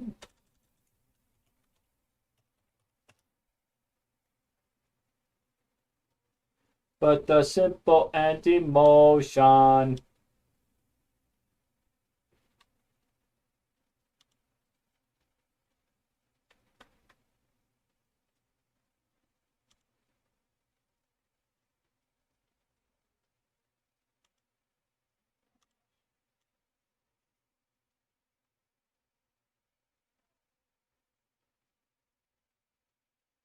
AP mode, flex connect.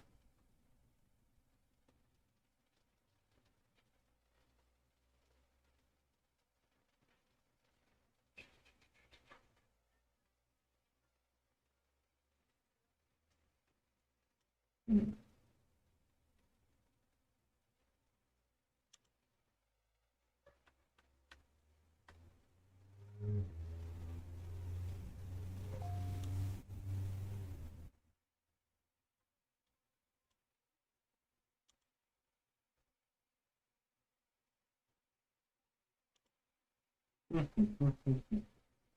right, so we've made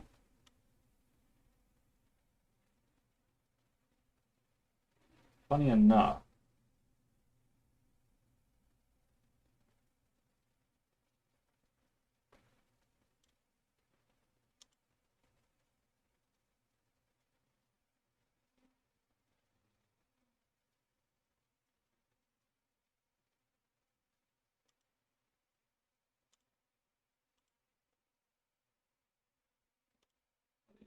And 101.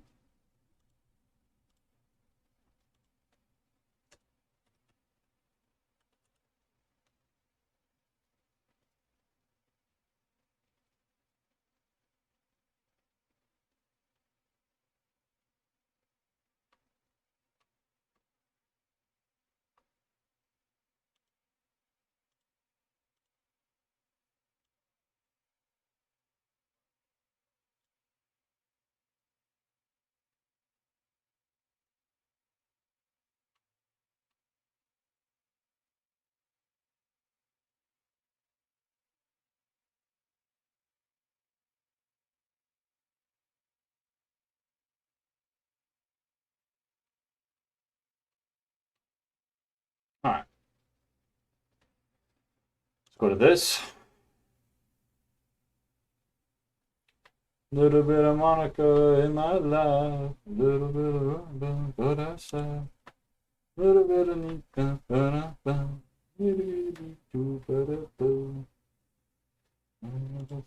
See, again, it's only allowing that.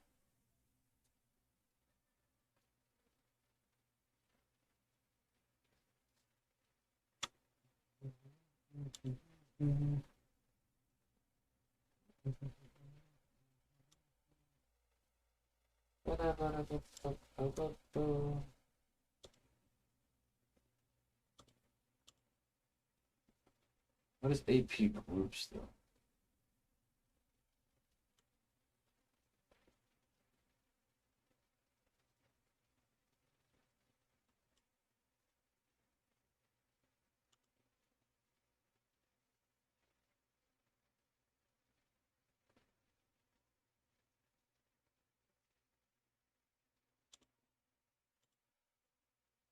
All right, so we go back to that laptop now, guys, and we're gonna say corp. See what happens. See, and it assigned itself to that, and I did not want it that. See, it went for that other access point.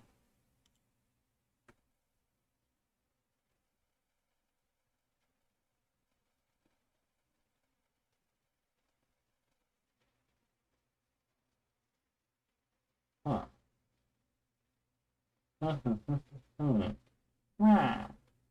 You see here,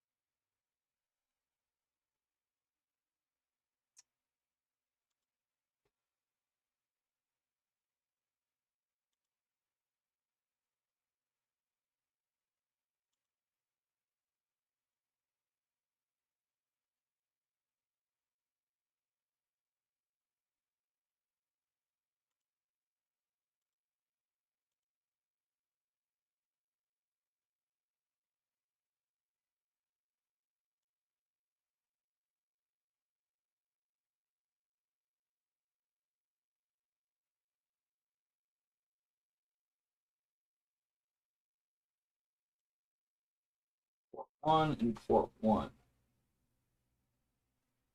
See, they're both corresponding to port one.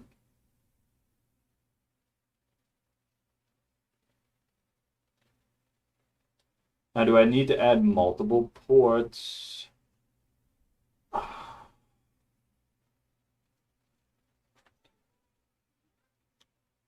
Hurts my brain, packet tracer.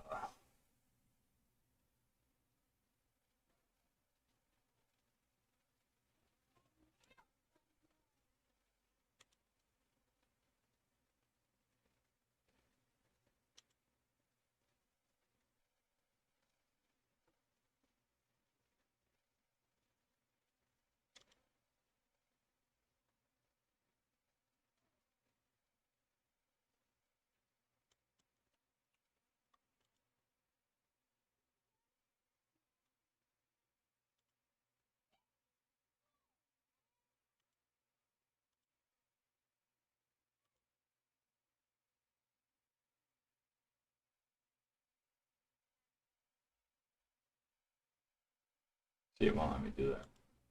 Because port one is already being used.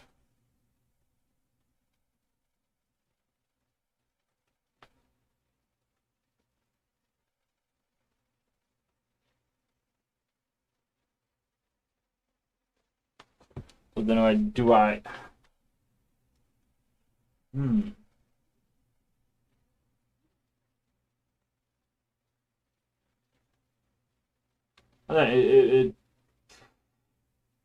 it's primarily coming down to, so it's, I believe, again, be wrong. But I believe it's simply coming down to one simple interface selection, which is right here, interface, or groups. Let's go to groups. Let's make a group. Just out of curiosity, let's make a group. We're just gonna call it corp group. All right. This is corp group.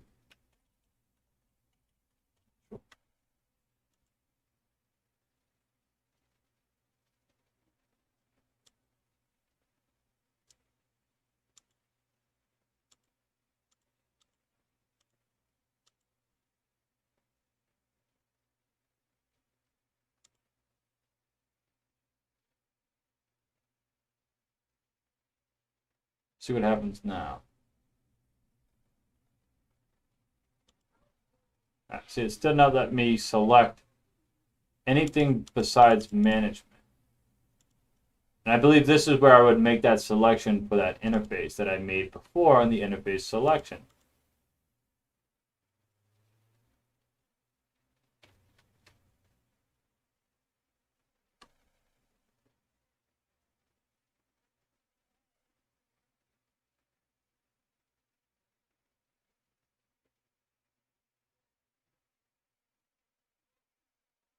So here we go. So VLAN based switching is not supported with Flex Connect authentication. Enable max allocation.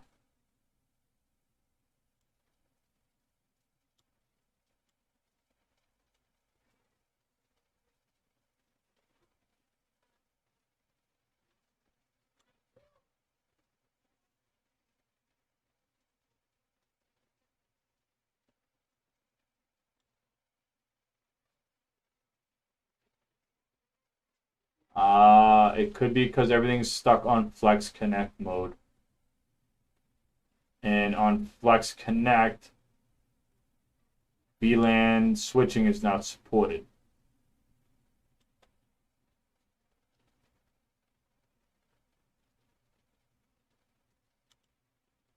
Could be one of the reasons why I'm having so much difficulties.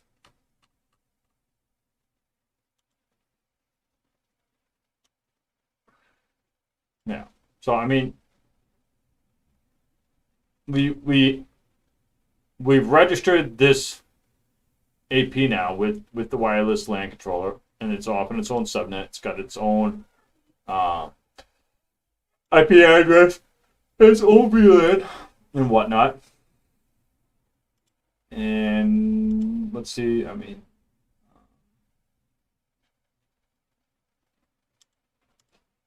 let's see if we can ping. Let's ping that 192.168.10.101, and we can ping it.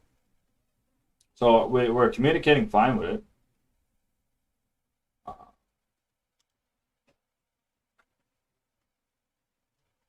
All right. Daddy, What, buddy? where's your coffee? Right there, what? I'm gonna do the way you do every morning. What? That. No, don't use my thingy. No. What are you gonna do? I'm gonna go to the coffee maker. I put like the coffee beans in there. So then I'm gonna put in here and there's a coffee. Huh? I thought you were making hot chocolate. Oh, hot chocolate? Oh yeah. But I don't know how to make hot chocolate. Did you boil water? I don't wait, which one still works without like the lighter? Huh? Which one? Wait, do you want coffee? No. I don't want coffee. Which one works? I'll be out there in a minute, buddy. All right.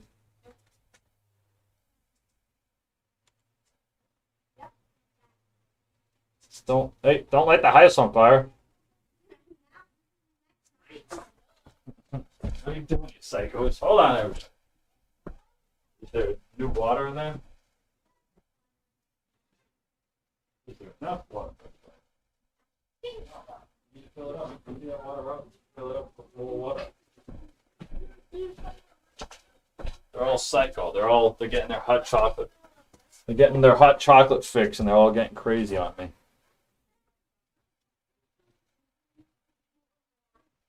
All right. Let's move on. Let's continue on. Yeah, everybody. All right. So again, CAT-WAP controls messages carriers exchange that are used to configure the access points and manage its operations. The control messages are authenticated and encrypted so that the AP is securely controlled by the only appropriate WLC that transported over the control tunnel. CAT-WAP data used for packet. Oh, do you want me to make you copy? No, I'm good with it. Okay. Thank you. Can you close the door on the way up? Thank you, buddy. All right. CAT-WAP data is used to travel to and from wireless clients that are associated with the AP. Data packets are transported over the tunnel, but are not encrypted by default. When data encryption is enabled for an AP, packets are protected with datagram transport layer security, DTLS. DTLS, data transport layer security. You guys ain't blowing up the kitchen, are yous? Don't even attempt to. How's that? It's not funny, you psycho. Crazy, crazy. What are you guys doing? What are you doing? Okay, let's leave it there. Done. Yeah, no, that's gas. It's not air, dude. My kids are about to set my whole house on fire. Yeah, well, you will. Crazy crazies. All right. All right. CAT-WAP control, UDP 5246, CAT-WAP data 5247. Okay, so UDP 5246, CAT-WAP control 5247, CAT-WAP data. Okay, linking a lightweight AP and WLC with CAT-WAP. CAT-WAP is defined by the RFC 4515, 4516, 4517, and the 4518. CAT-WAP is based on a lightweight access point protocol. So LWAP. So CAT-WAP, I love the names. CAT-WAP is based on the lightweight access point protocol, LATWAP, which is a legacy Cisco proprietary solution. Okay. Each access point in WLC must also authenticate each other with digital certificates. And X.509 certificate is pre-installed in each device when it is purchased. By using certificates behind the scenes, every device is properly authenticated before becoming part of the wireless network. The process helps ensure that no one can add or authenticate the AP to your network. The CAT-WAP tunneling allows the AP and WLC to separate geologically and logically. It also breaks the dependency of layer 2 connectivity between them. For example, the figure in 2-7 uses shaded area to show the exact the intent of VLAN 100. Notice that the VLAN 100 exists at the WLC in the air of the SSID and in the air as SID 100. Okay, so that's what I could not configure. All right, so again, notice how VLAN 100 exists at the WLC. I could not configure that. Okay, and it's in the air as SI. Huh.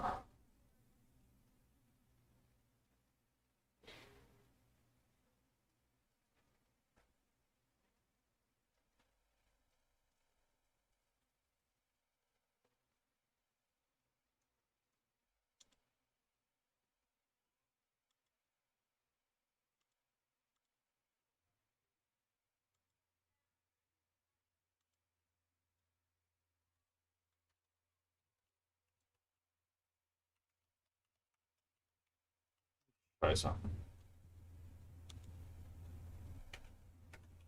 I might have another foot in my mouth moment, guys. I love those moments in my life. All right, insert foot into mouth.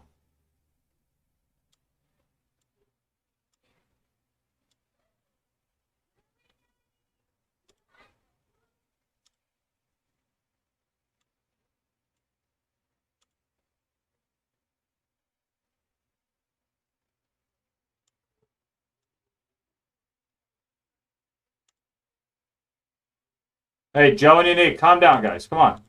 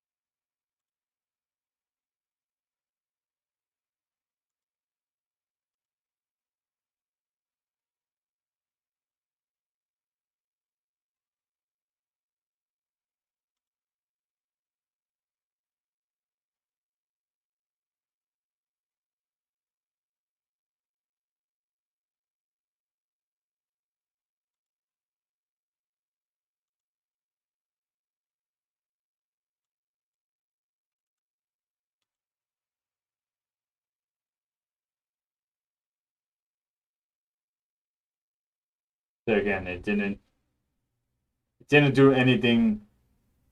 It did not connect to that other access point.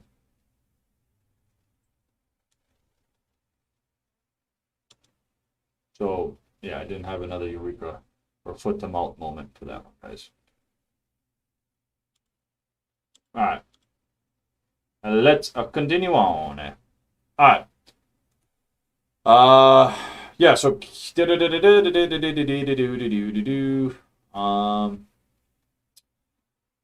Yep. But not in between the access point and WC. Instead of the traffic to and from the clients associated with the SSID 100 is transported across the network infrastructure encapsulated inside the CAPWAP data tunnel. The tunnel exists between the IP address and the WLC wireless LAN controller and the IP address of the AP, which allows all the tunneling packets to be routed at layer 3.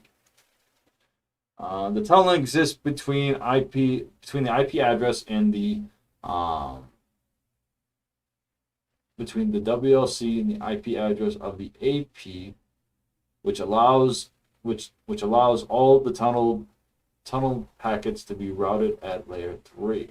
Huh. That's pretty neat.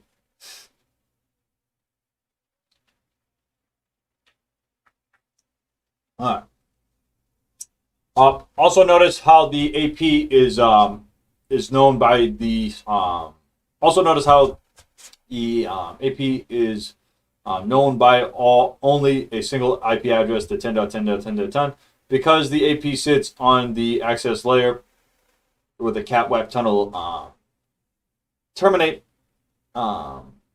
It can use only one IP address for both management and tunneling. No trunk link is needed because all the VLANs is supported are encapsulated and tunneled as layer 3 IP packets rather than the individual layer 2 VLANs. As the wireless network grows, the wireless LAN controller simply builds more CAPWAP tunnels to reach more APs. Despite a network of 4 APs, each AP has a control and data tunnel back to the centralized WLC. SSD 100 can exist on every AP, and VLAN 100 can reach every AP through the network tunneling.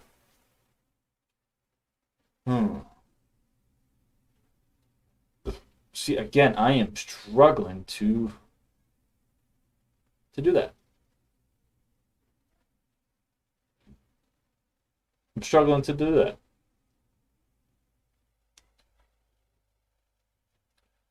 Use the CapWeb tunneling to connect APs to one central WLC wireless LAN controller. Once CapWeb tunnels are built for a wireless LAN controller to one or more lightweight APs, the wireless LAN controller can begin offering a variety of additional services. Think of all the puzzles and shortcomings that were discussed for traditional autonomous wireless LAN architecture. As you read over the following list of wireless LAN controller activities.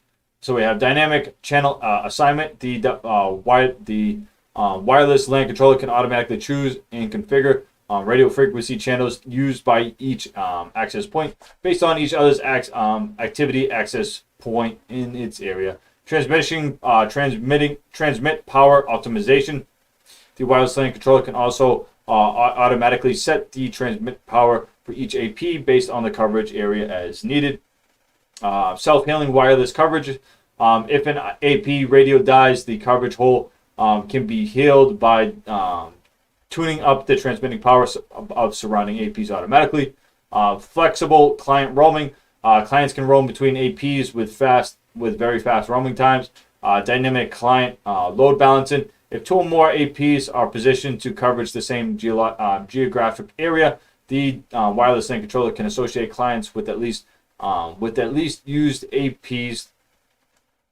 This distribute the client load across the APs. Radio frequency monitoring. The wireless LAN controllers manage each AP so that it scans channels to monitor the radio frequency usage. By listening to a channel, the wireless LAN controller can remotely gather information about the radio frequencies, interfaces, noise, signals for neighboring APs, and signals from rogue APs and ad hoc clients. Securing management. The WLC can authenticate clients from a central service and require wireless clients to obtain an IP address from a trusted DHCP server before allowing them to access the wireless LAN.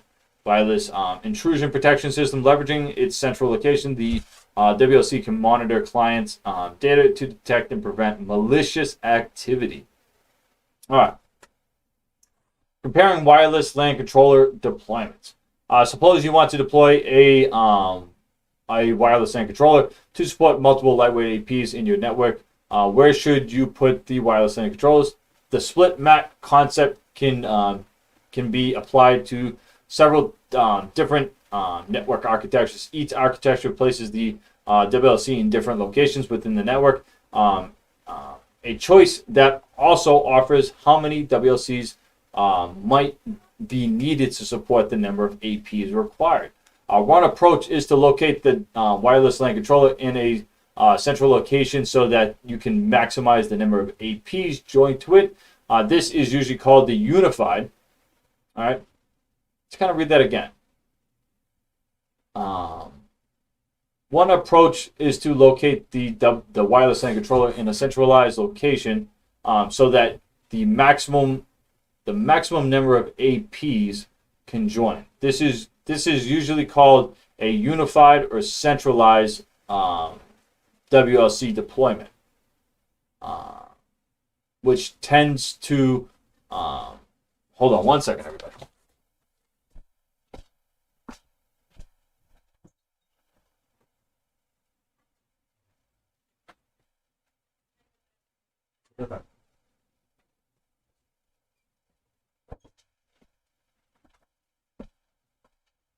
Kids are psycho sometimes.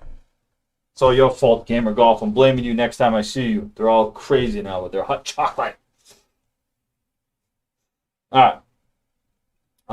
One approach to locate the WLC in a central location so that you can maximize the number of APs joined to it. This is usually called the unified or centralized WLC deployment, which tends to follow concept of the most of the resource users need to reach are located in the central location, such as a data center or the internet.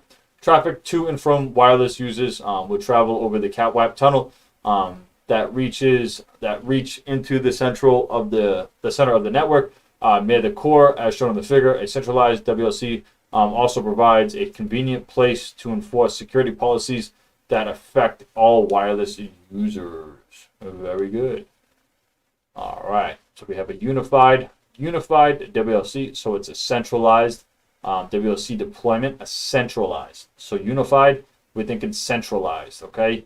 Una meaning one, all right? So singularity, all right? So centralized WLC deployment, all right? The figure shows 4 APs joined to a single WLC. Your network might have more APs, many more. A large enterprise network might have thousands of APs connected to its access layer. Scalability that becomes an important factor in its centralized design. Typical unified WLCs can support a maximum of 6,000 APs. Wow, 6,000 APs.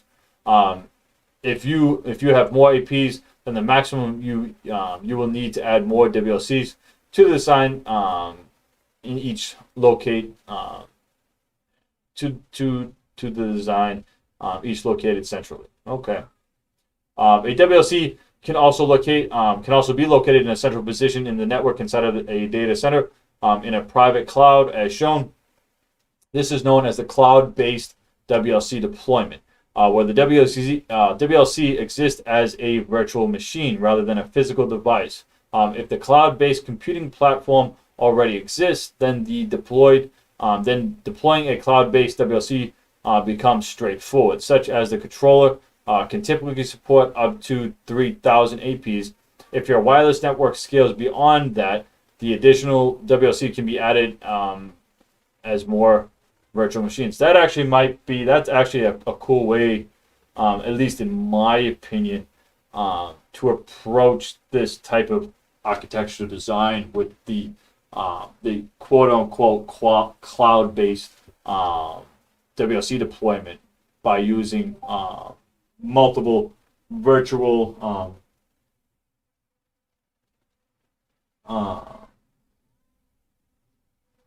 hold on.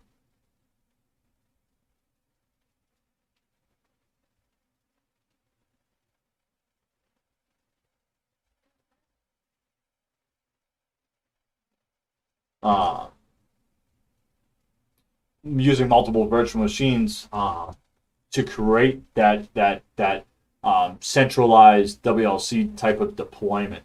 That actually could probably be probably be cost effective and easier to manage too, because you can almost have multiple WLCs then being managed in a centralized location from there too as well.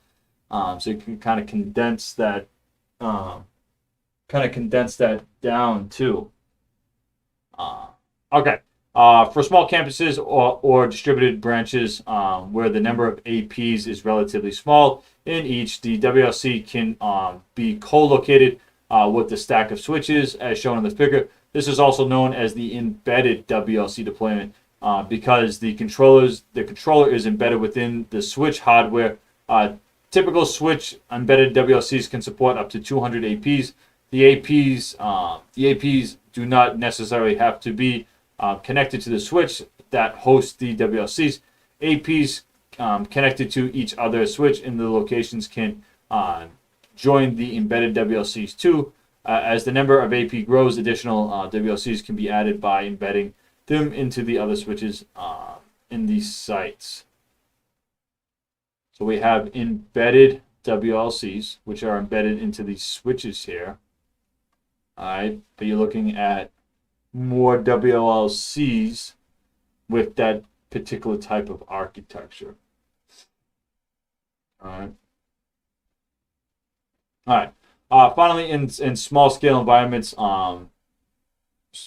such as small, mid-size, or multi-site branches, you might not want to invest in a dedicated WLC at all. In this case, the WLC function can be co-located with a AP that is installed at the branch office. This is known as the Cisco Mobility Express WLC deployment, as shown in the figure. The AP that hosts the WLC forms a catwalk tunnel with the WLC along with any other APs at that same location. A Mobility Express WLC can support up to 100 APs. That's pretty neat.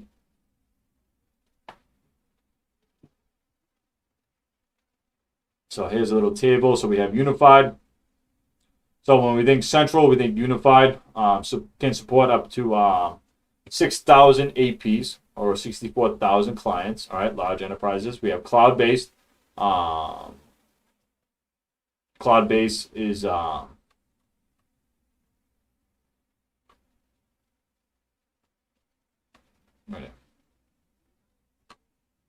Right. Cloud-based APs. Centralized design. Unified.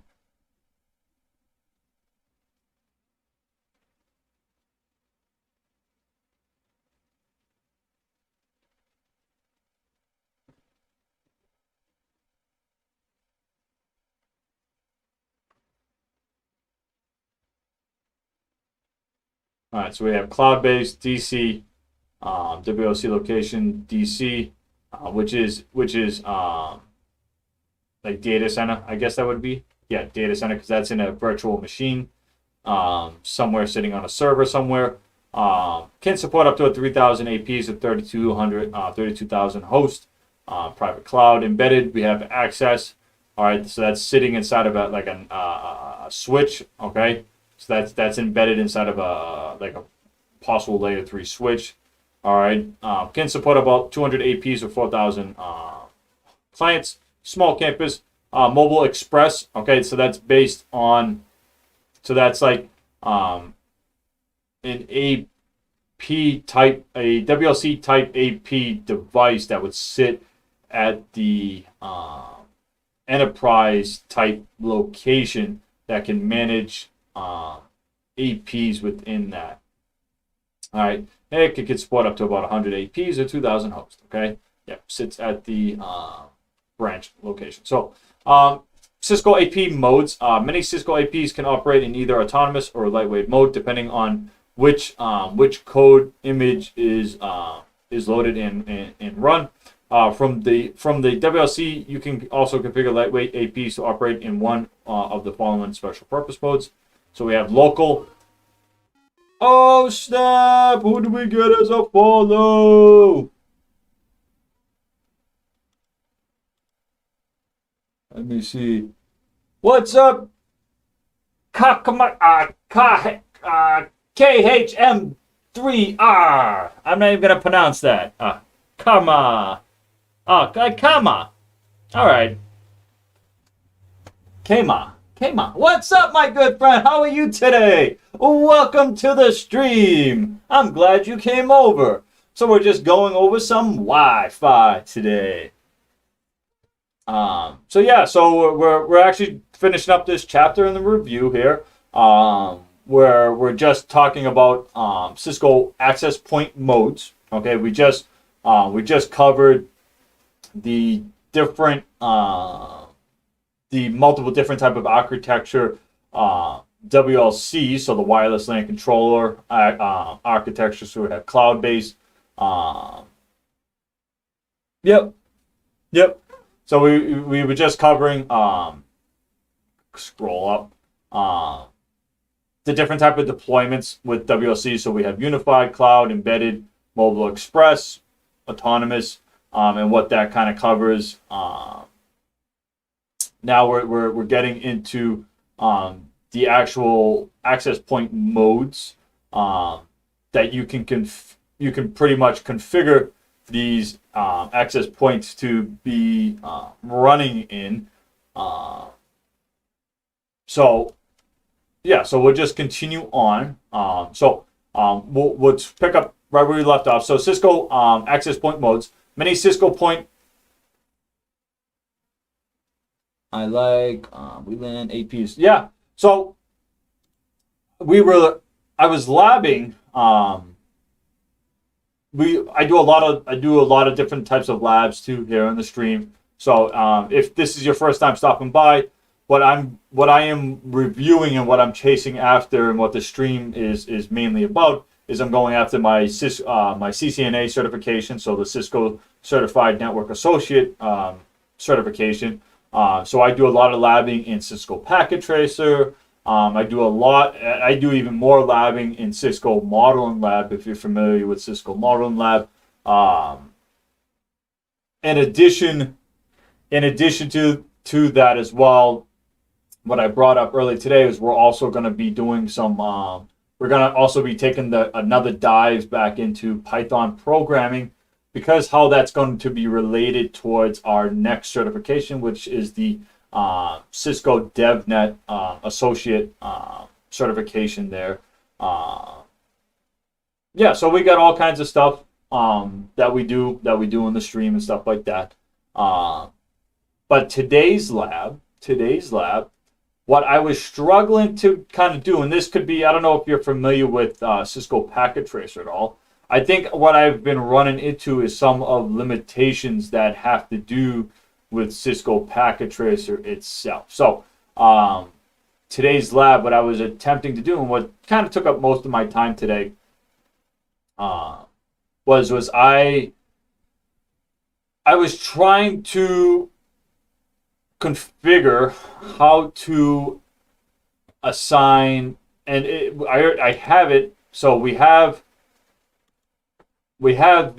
picked up the other AP that's in the other VLAN. So this switch here, has a couple different VLANs that are associated, and so we got VLAN 1, the management VLAN, and then we have two other VLANs. We have a VLAN 10, we have a VLAN 20 on there.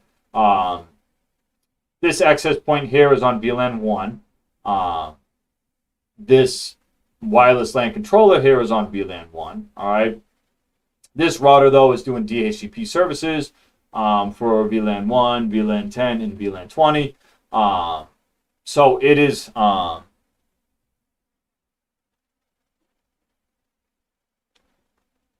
.11 and .11 radio. So they use 802.11. 802.11.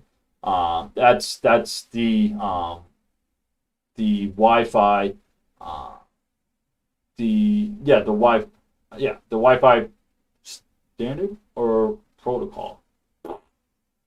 I believe I want to say protocol.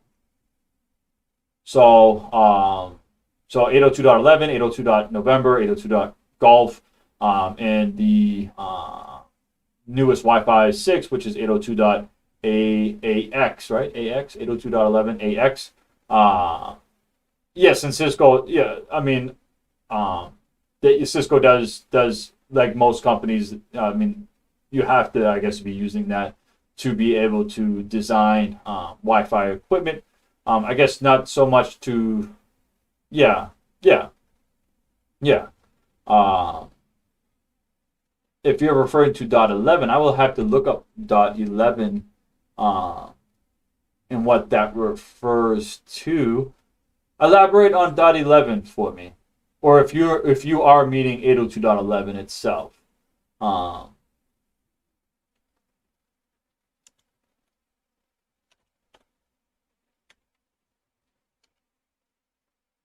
.11, what is it? Basic. Connecting the device to .11 Wi-Fi.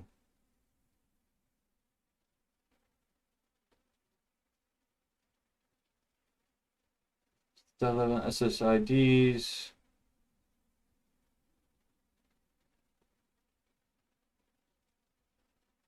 Oh yeah, I mean to configure 802.11 access points command. Yeah.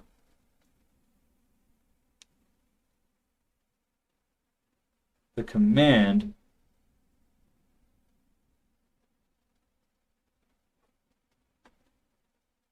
Oh, are you referring to like Linux? Is this like a Linux based command? Is that what the .11 that .11 is? Let me see.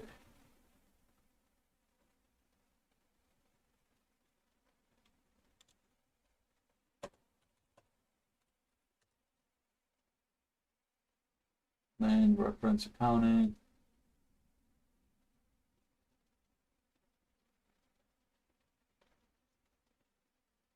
I guess it would. Show the .11 associations. Yeah, I guess it does.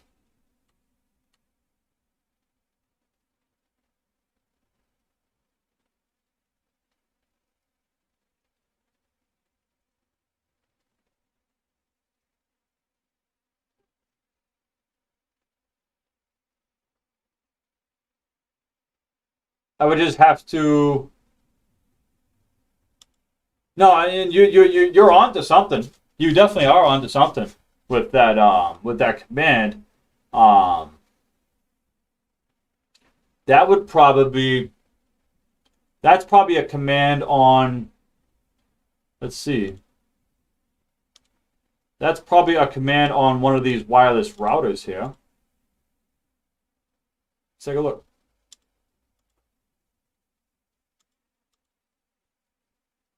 Can I access this router on the command line?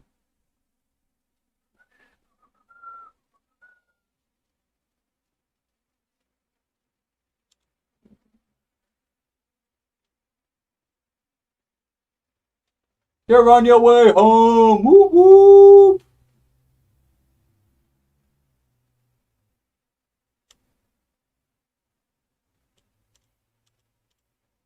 That's the same image, right? Yeah.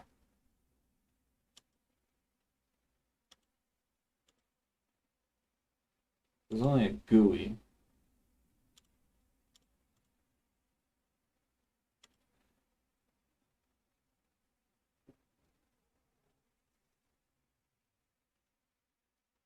Yeah, probably. I love you too. I'll see you soon.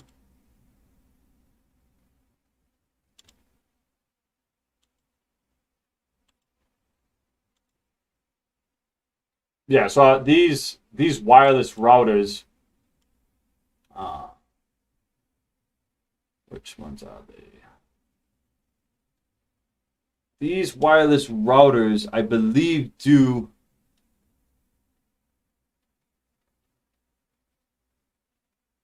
Do they have IR 82? I don't think they particularly do. We can take a look. Oh, here we go. I don't know if this might not be the same image. We can take a look. It's a built-in access point. Is it really?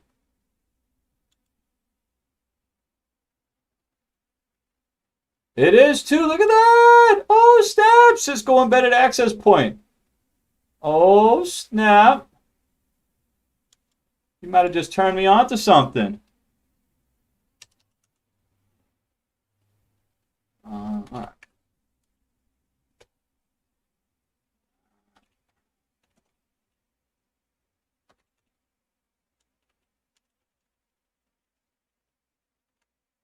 You just turned me on to something. Good looking. I'm glad you joined the stream today, my friend.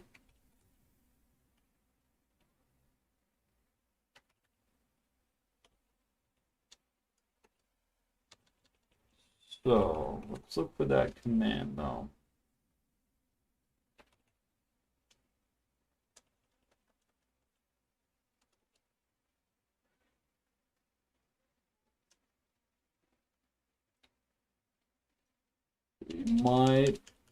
We might, where would we find this command in?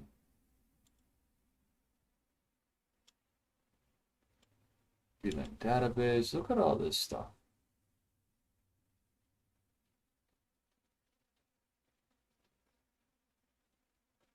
Need to configure the AP IP address first. Now, is it in the interface command? Is that where that command lies in? Right here.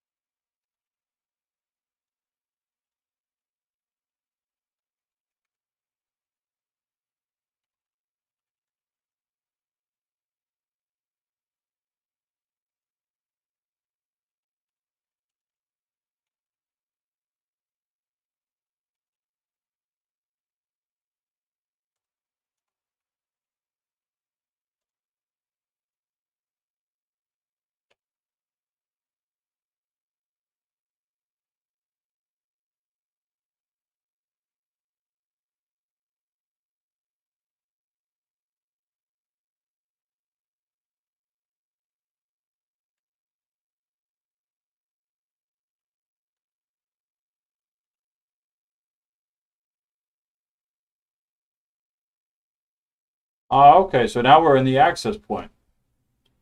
Huh. Oh.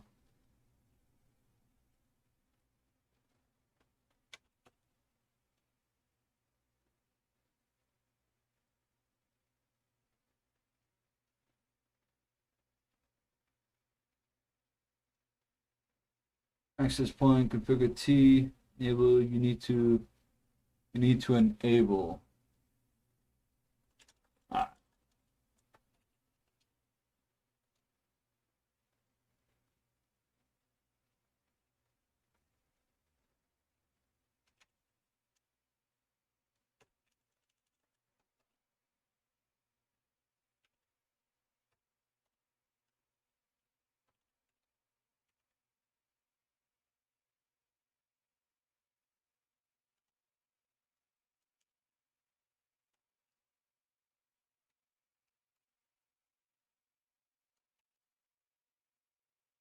there it is. There it is. We got it, baby. You are the man.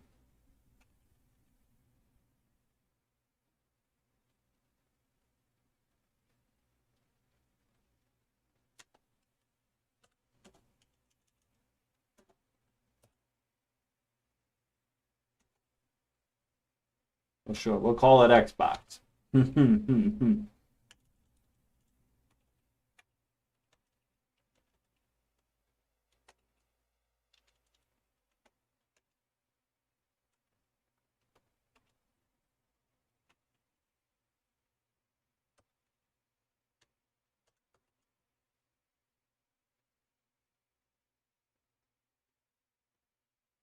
Service set ID, we'll call it Xbox. There we go.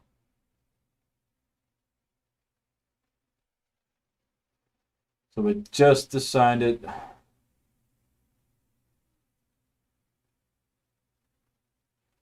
Now, you know what so, all right.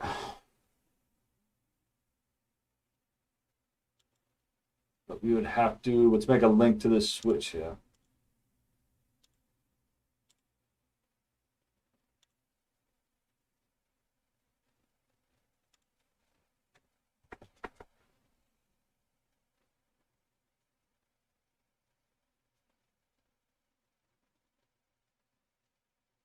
Oh, wait.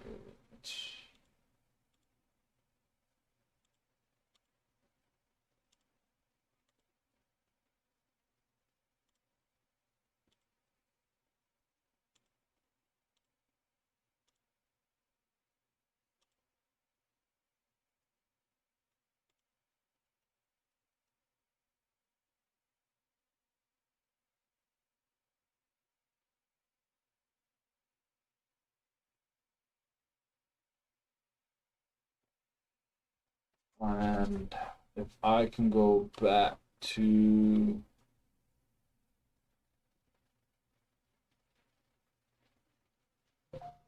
yeah, so packet tracer is free. I could give you a link to a packet tracer, my friend. Where did I put all my stuff?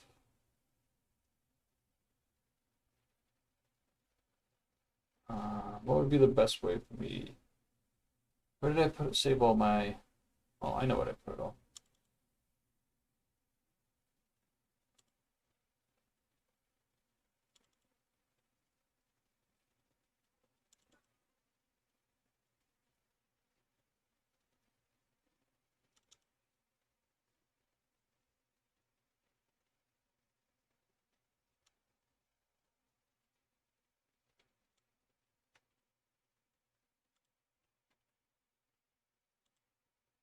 Oh, there you go. These are all my emojis that I've been making.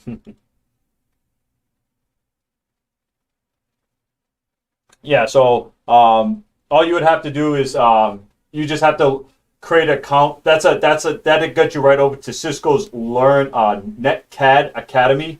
You just have to make a Cisco Network Academy account. It's free. Everything's free.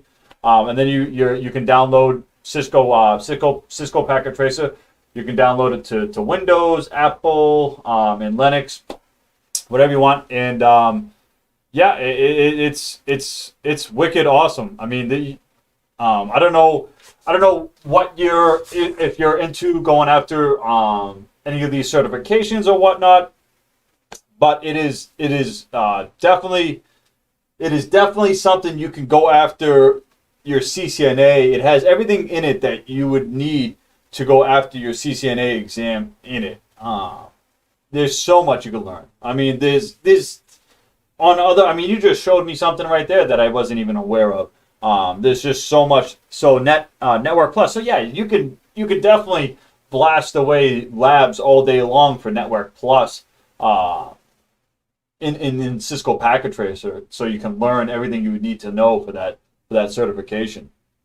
You know what I'm saying?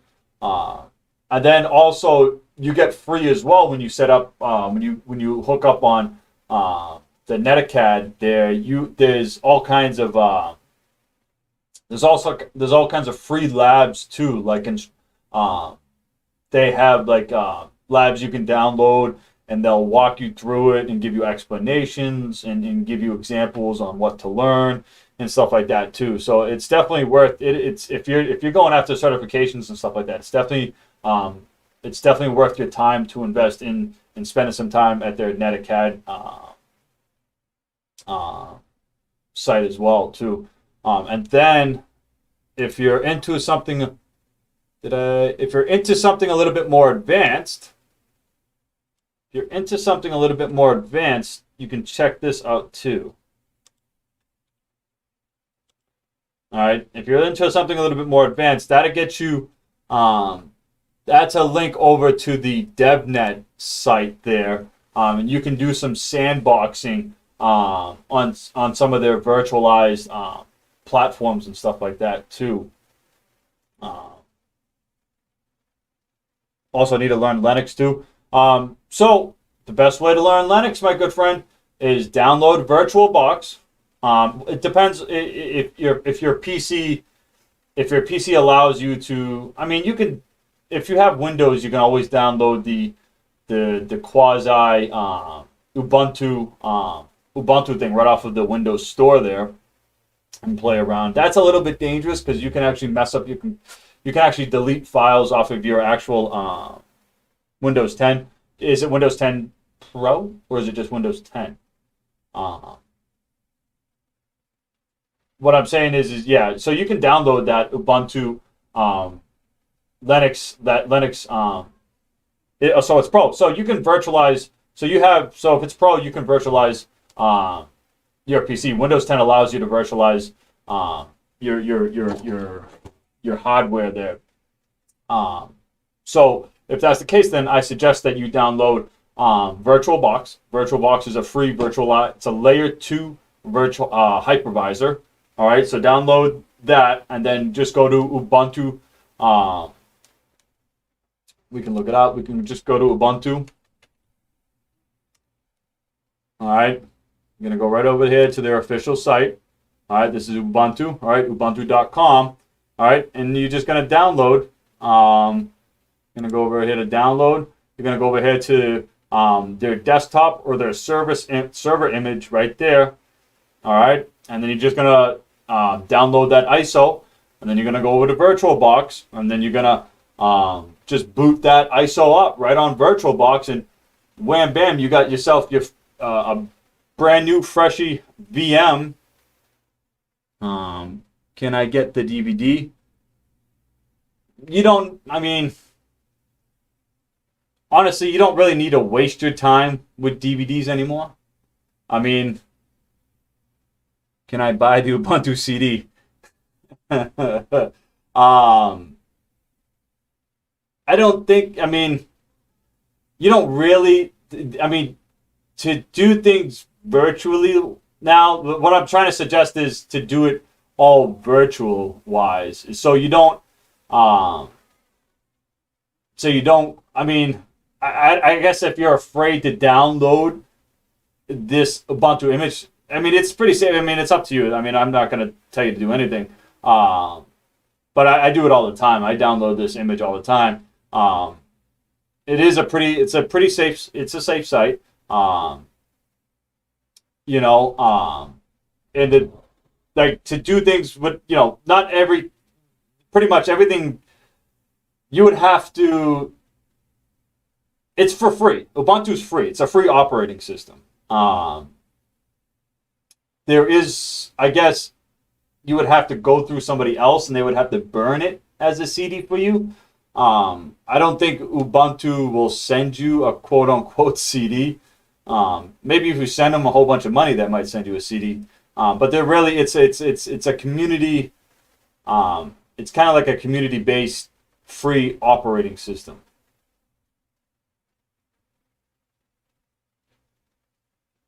I'm on mobile data. Well, yeah, that would definitely be a challenge if you're on mobile data. What would be the best way for you to do this? I guess just go to your local Starbucks and jump on their Wi-Fi and download this. No, it's about, yeah. Well, yeah, I mean, it depends if it's a laptop or a PC, whatever you have. But yeah, if you're on mobile data, that would be kind of hard. Yeah, because it is a sizely file there. Yeah, it is a large file. But yeah, so that, I mean, that at least is what I would how to get at least started with Linux is jumping on a virtual machine there. That would be key. Oh, now there you go. So yeah, you got some time. But that's, at least in my opinion, that's like the best way to get started with Linux. I run a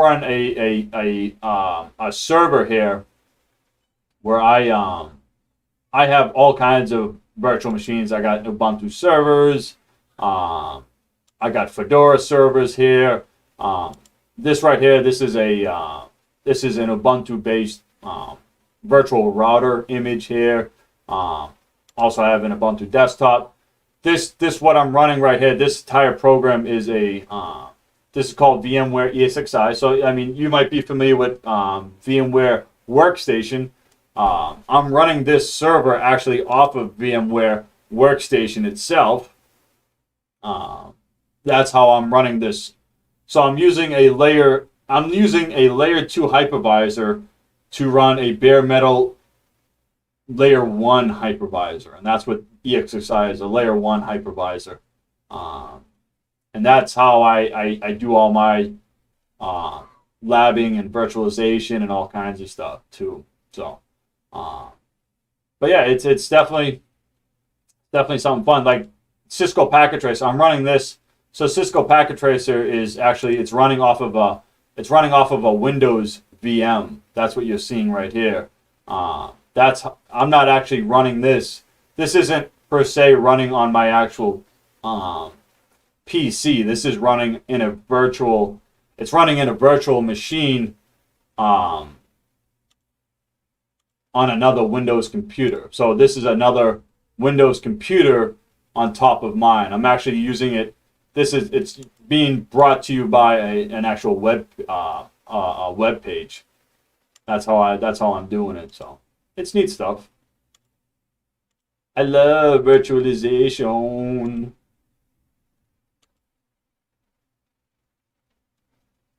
But yeah. All right. Let's kind of continue on. Yeah, anytime you got any questions, definitely bring them up. And again, welcome to the stream, and thank you very much for the follow, man. I appreciate that. All right, so to continue on with Cisco AP modes, many Cisco APs can operate in either autonomous or lightweight mode, depending on which code image you load and run. From the WLC, you can also configure a lightweight AP to operate in one of the following special purposes modes. So this is going back to the removing the management plane from the APs. Okay, removing the management plane. Yeah, like I said, anytime you got any questions or anything like that, just always bring them up. You know what I'm saying? Okay. So some key topics. So we have local, the default lightweight mode that offers one or more functioning BSS or specific channels during times that it is not transmitting. The APs will scan the other channels to measure the level of noise, measure interfaces, discover rogue devices, and match against intrusion detection events. Okay, monitoring the APs do not transmit at all, but its receiving is enabled to act as a dedicated sensor. The APs check for IDS events, detect rogue access points, and determine the position of stations through locations-based services. So what do we got? So we got Flex Connect, and that's what these things are stuck into. That's what the WLC is actually stuck into. So Flex Connect, an API remote site can locally switch traffic between SSIDs and a VLAN if its KWAP tunnel to the WLC is down and configured to do so. All right. Sniffers. The AP dedicates its radios to receiving in 802.11 traffic from other sources, much like a sniffer or packet capture device. Ooh, just like Wireshark. Okay. The capture traffic is then forwarded to a PC running network analyzing software such as WildPacket, OmniPeak, WildShock, where it can be analyzed further. Rogue Detect. An AP dedicates itself to detecting rogue services by correlating MAC addresses heard on the wired network with those heard over the air. Rogue devices are those that appear on both networks. Bridge mode. So we got bridge mode. An AP becomes a dedicated bridge, point-to-point or point-to-multi-point between networks. Two APs in bridge mode can be used to link two networks separated by a distant. Multiple APs in bridge mode can form an indoor or outdoor mesh network. So then we have Flex plus bridge. Flex connects operations is enabled on a mesh AP. All right, so this one right here, this mode right here was in the Do I Know This Already quiz in the beginning of this chapter. So we have the SE Connect. SE Connect. The AP dedicates its radio to spectrum analysis on all wireless channels. You can remotely connect a PC running software such as MetaGeek Channelizer or Cisco Spectrum Expert to the AP to collect and analyze the spectrum analysis data to discover source interfaces. Let's actually go back. Let's read this note real quick, and then we're going to go back up to that question from before. So note, remember that lightweight APs is normally in a local mode when it is providing BSS, so basic service sets, and is allowing client devices to associate with wireless LANs. When an AP is configured to operate in one of the other modes, local mode and BSS is disabled. Is bridge mode like normal home access mode? Bridge mode. An AP becomes a dedicated bridge, point-to-point or point-to-multi-point between two networks. Two APs in bridge mode can be used to link two locations separated by a distance, multiple APs. So I would say it would still be local. All right. If bridge... So if bridge, we can go back and look at bridge, because bridge we actually, where did we read about bridge? We read about bridge in the previous chapter, and bridge is a little bit different than what you maybe. Well, let's just read about it. So we have bridge right here. All right, so we have. Let's just read workplace bridge. Suppose you have devices that support wired Ethernet links, but is not capable of having a wireless connection. For example, some mobile medical devices might be designed with only wired connections. While it is possible to plug the devices into an Ethernet connection when needed, wireless connections would much be more practical. You can use a workplace bridge (WGB) to connect devices wired adapted to the wireless network, rather than providing a BSS for wireless service. The WGB becomes a wireless client of a BSS. In effect, the WGB acts as an external wireless network adapter for a device that has none. Okay, so that's like adding something to make it attached to the actual AP. Okay, so that's not kind of like what we're not looking at. All right, so let's go to outdoor bridge. An AP can be configured to act as bridges to form a single wireless link from one LAN to another LAN. All right, so when we're thinking bridge, it's almost connecting two LANs, so local area network and local area network together. An AP can be configured as a bridge to form a single wireless link from one LAN to another LAN over a long distance. Outdoor bridges links are commonly used for connecting between buildings or between cities.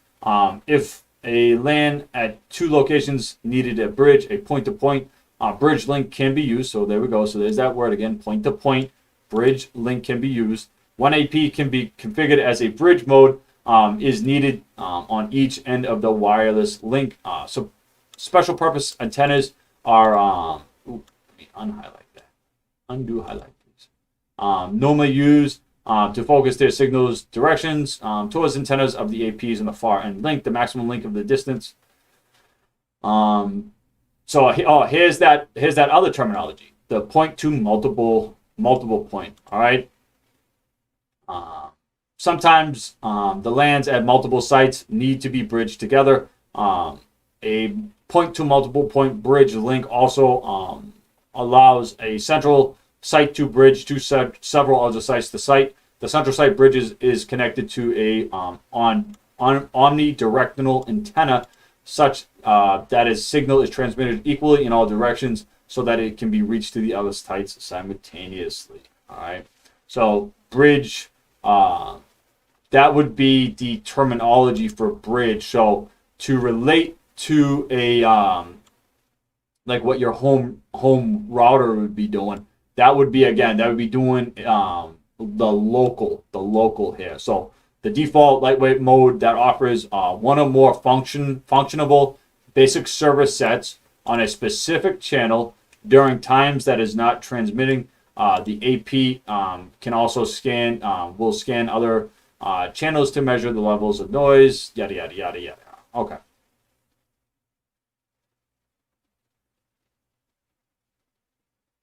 All right, so let me go back because the SE Connect was part of a question that we were asked earlier at the beginning of this chapter here. So let's go back to the beginning of this chapter.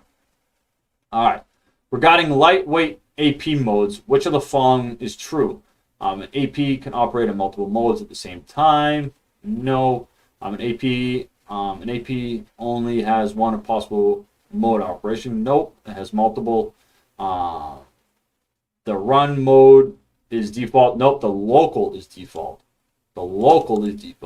SE mode is used for spectrum analysis. Okay, so that's what was the question earlier, and that's what I hadn't read about all the multiple modes. So the SE Connect mode is used for spectrum analysis, and that is related, or that is confirmed when we get down here. So the AP dedicates its radio to spectrum analysis, and that's boom right there, boom, confirmed. On all wireless channels you can remotely access. Okay, cool. All right. So chapter in review. Some key topics: autonomous access point architecture, cloud-based access point architecture, split MAC architecture, cat whack, gotta love that name. Unified WLC deployments, cloud-based WLC deployments, embedded WLC deployments, mobile express WLC deployments, Cisco lightweight AP modes, access point modes. Okay. All right. Some key terms that we should know by now. Well, at least that we covered during this chapter of review. So we have autonomous APs, CAT-WAP, centralized WLC deployments, cloud-based APs. Cloud-based WLC deployments, embedded, some of the same terminology we just went over. Media access control layer, mobile express WLC deployments, split MAC, so unified and wireless LAN controller. All right. So we did a pretty good review today.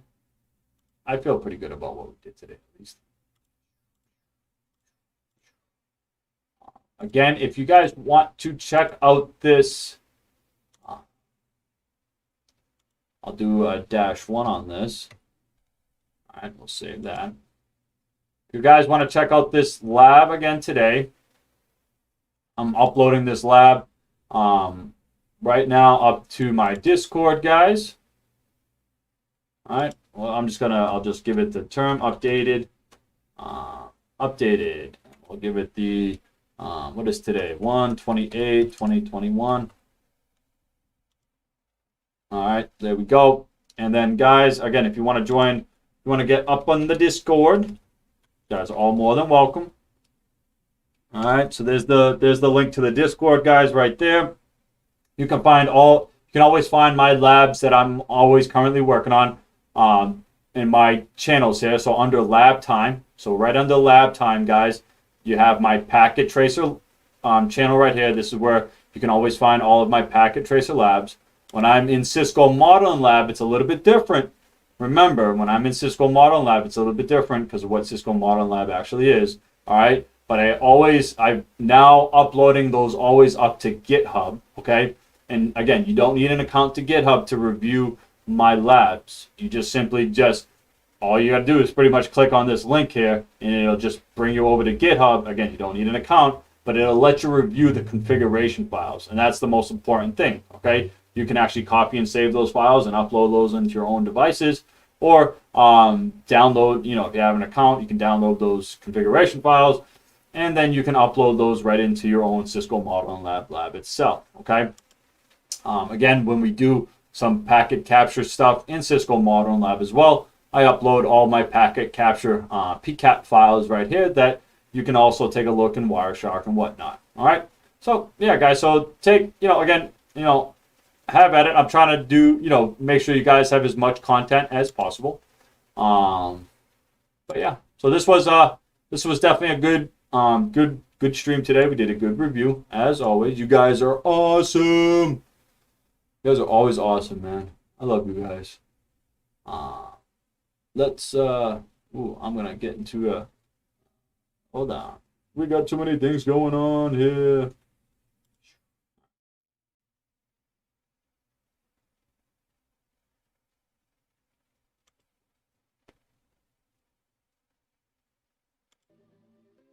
Play some music, guys.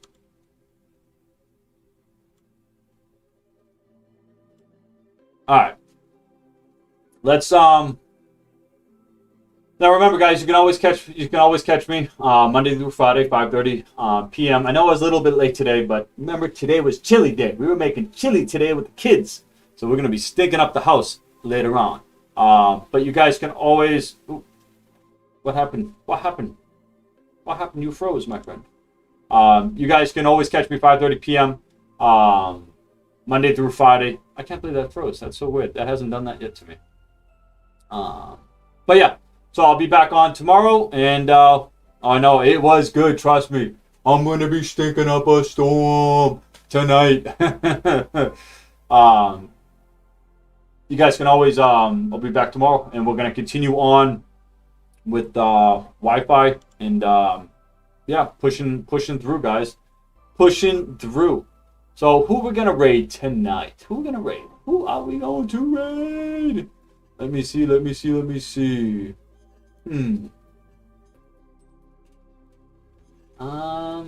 we're gonna see hi to? Let's go say hi to. I don't think I've raided this person yet.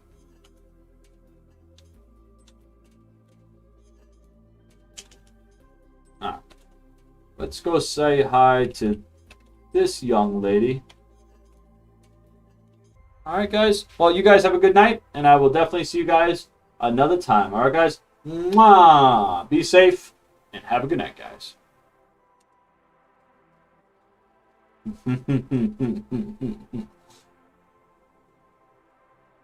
All right, guys. Let's go say hi. Let's go see what's up. All right, guys. Oh, there's plenty of it left.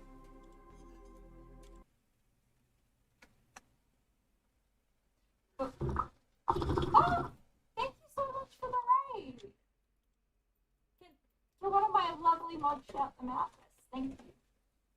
Have a one. This is pretty much what it's not interesting is.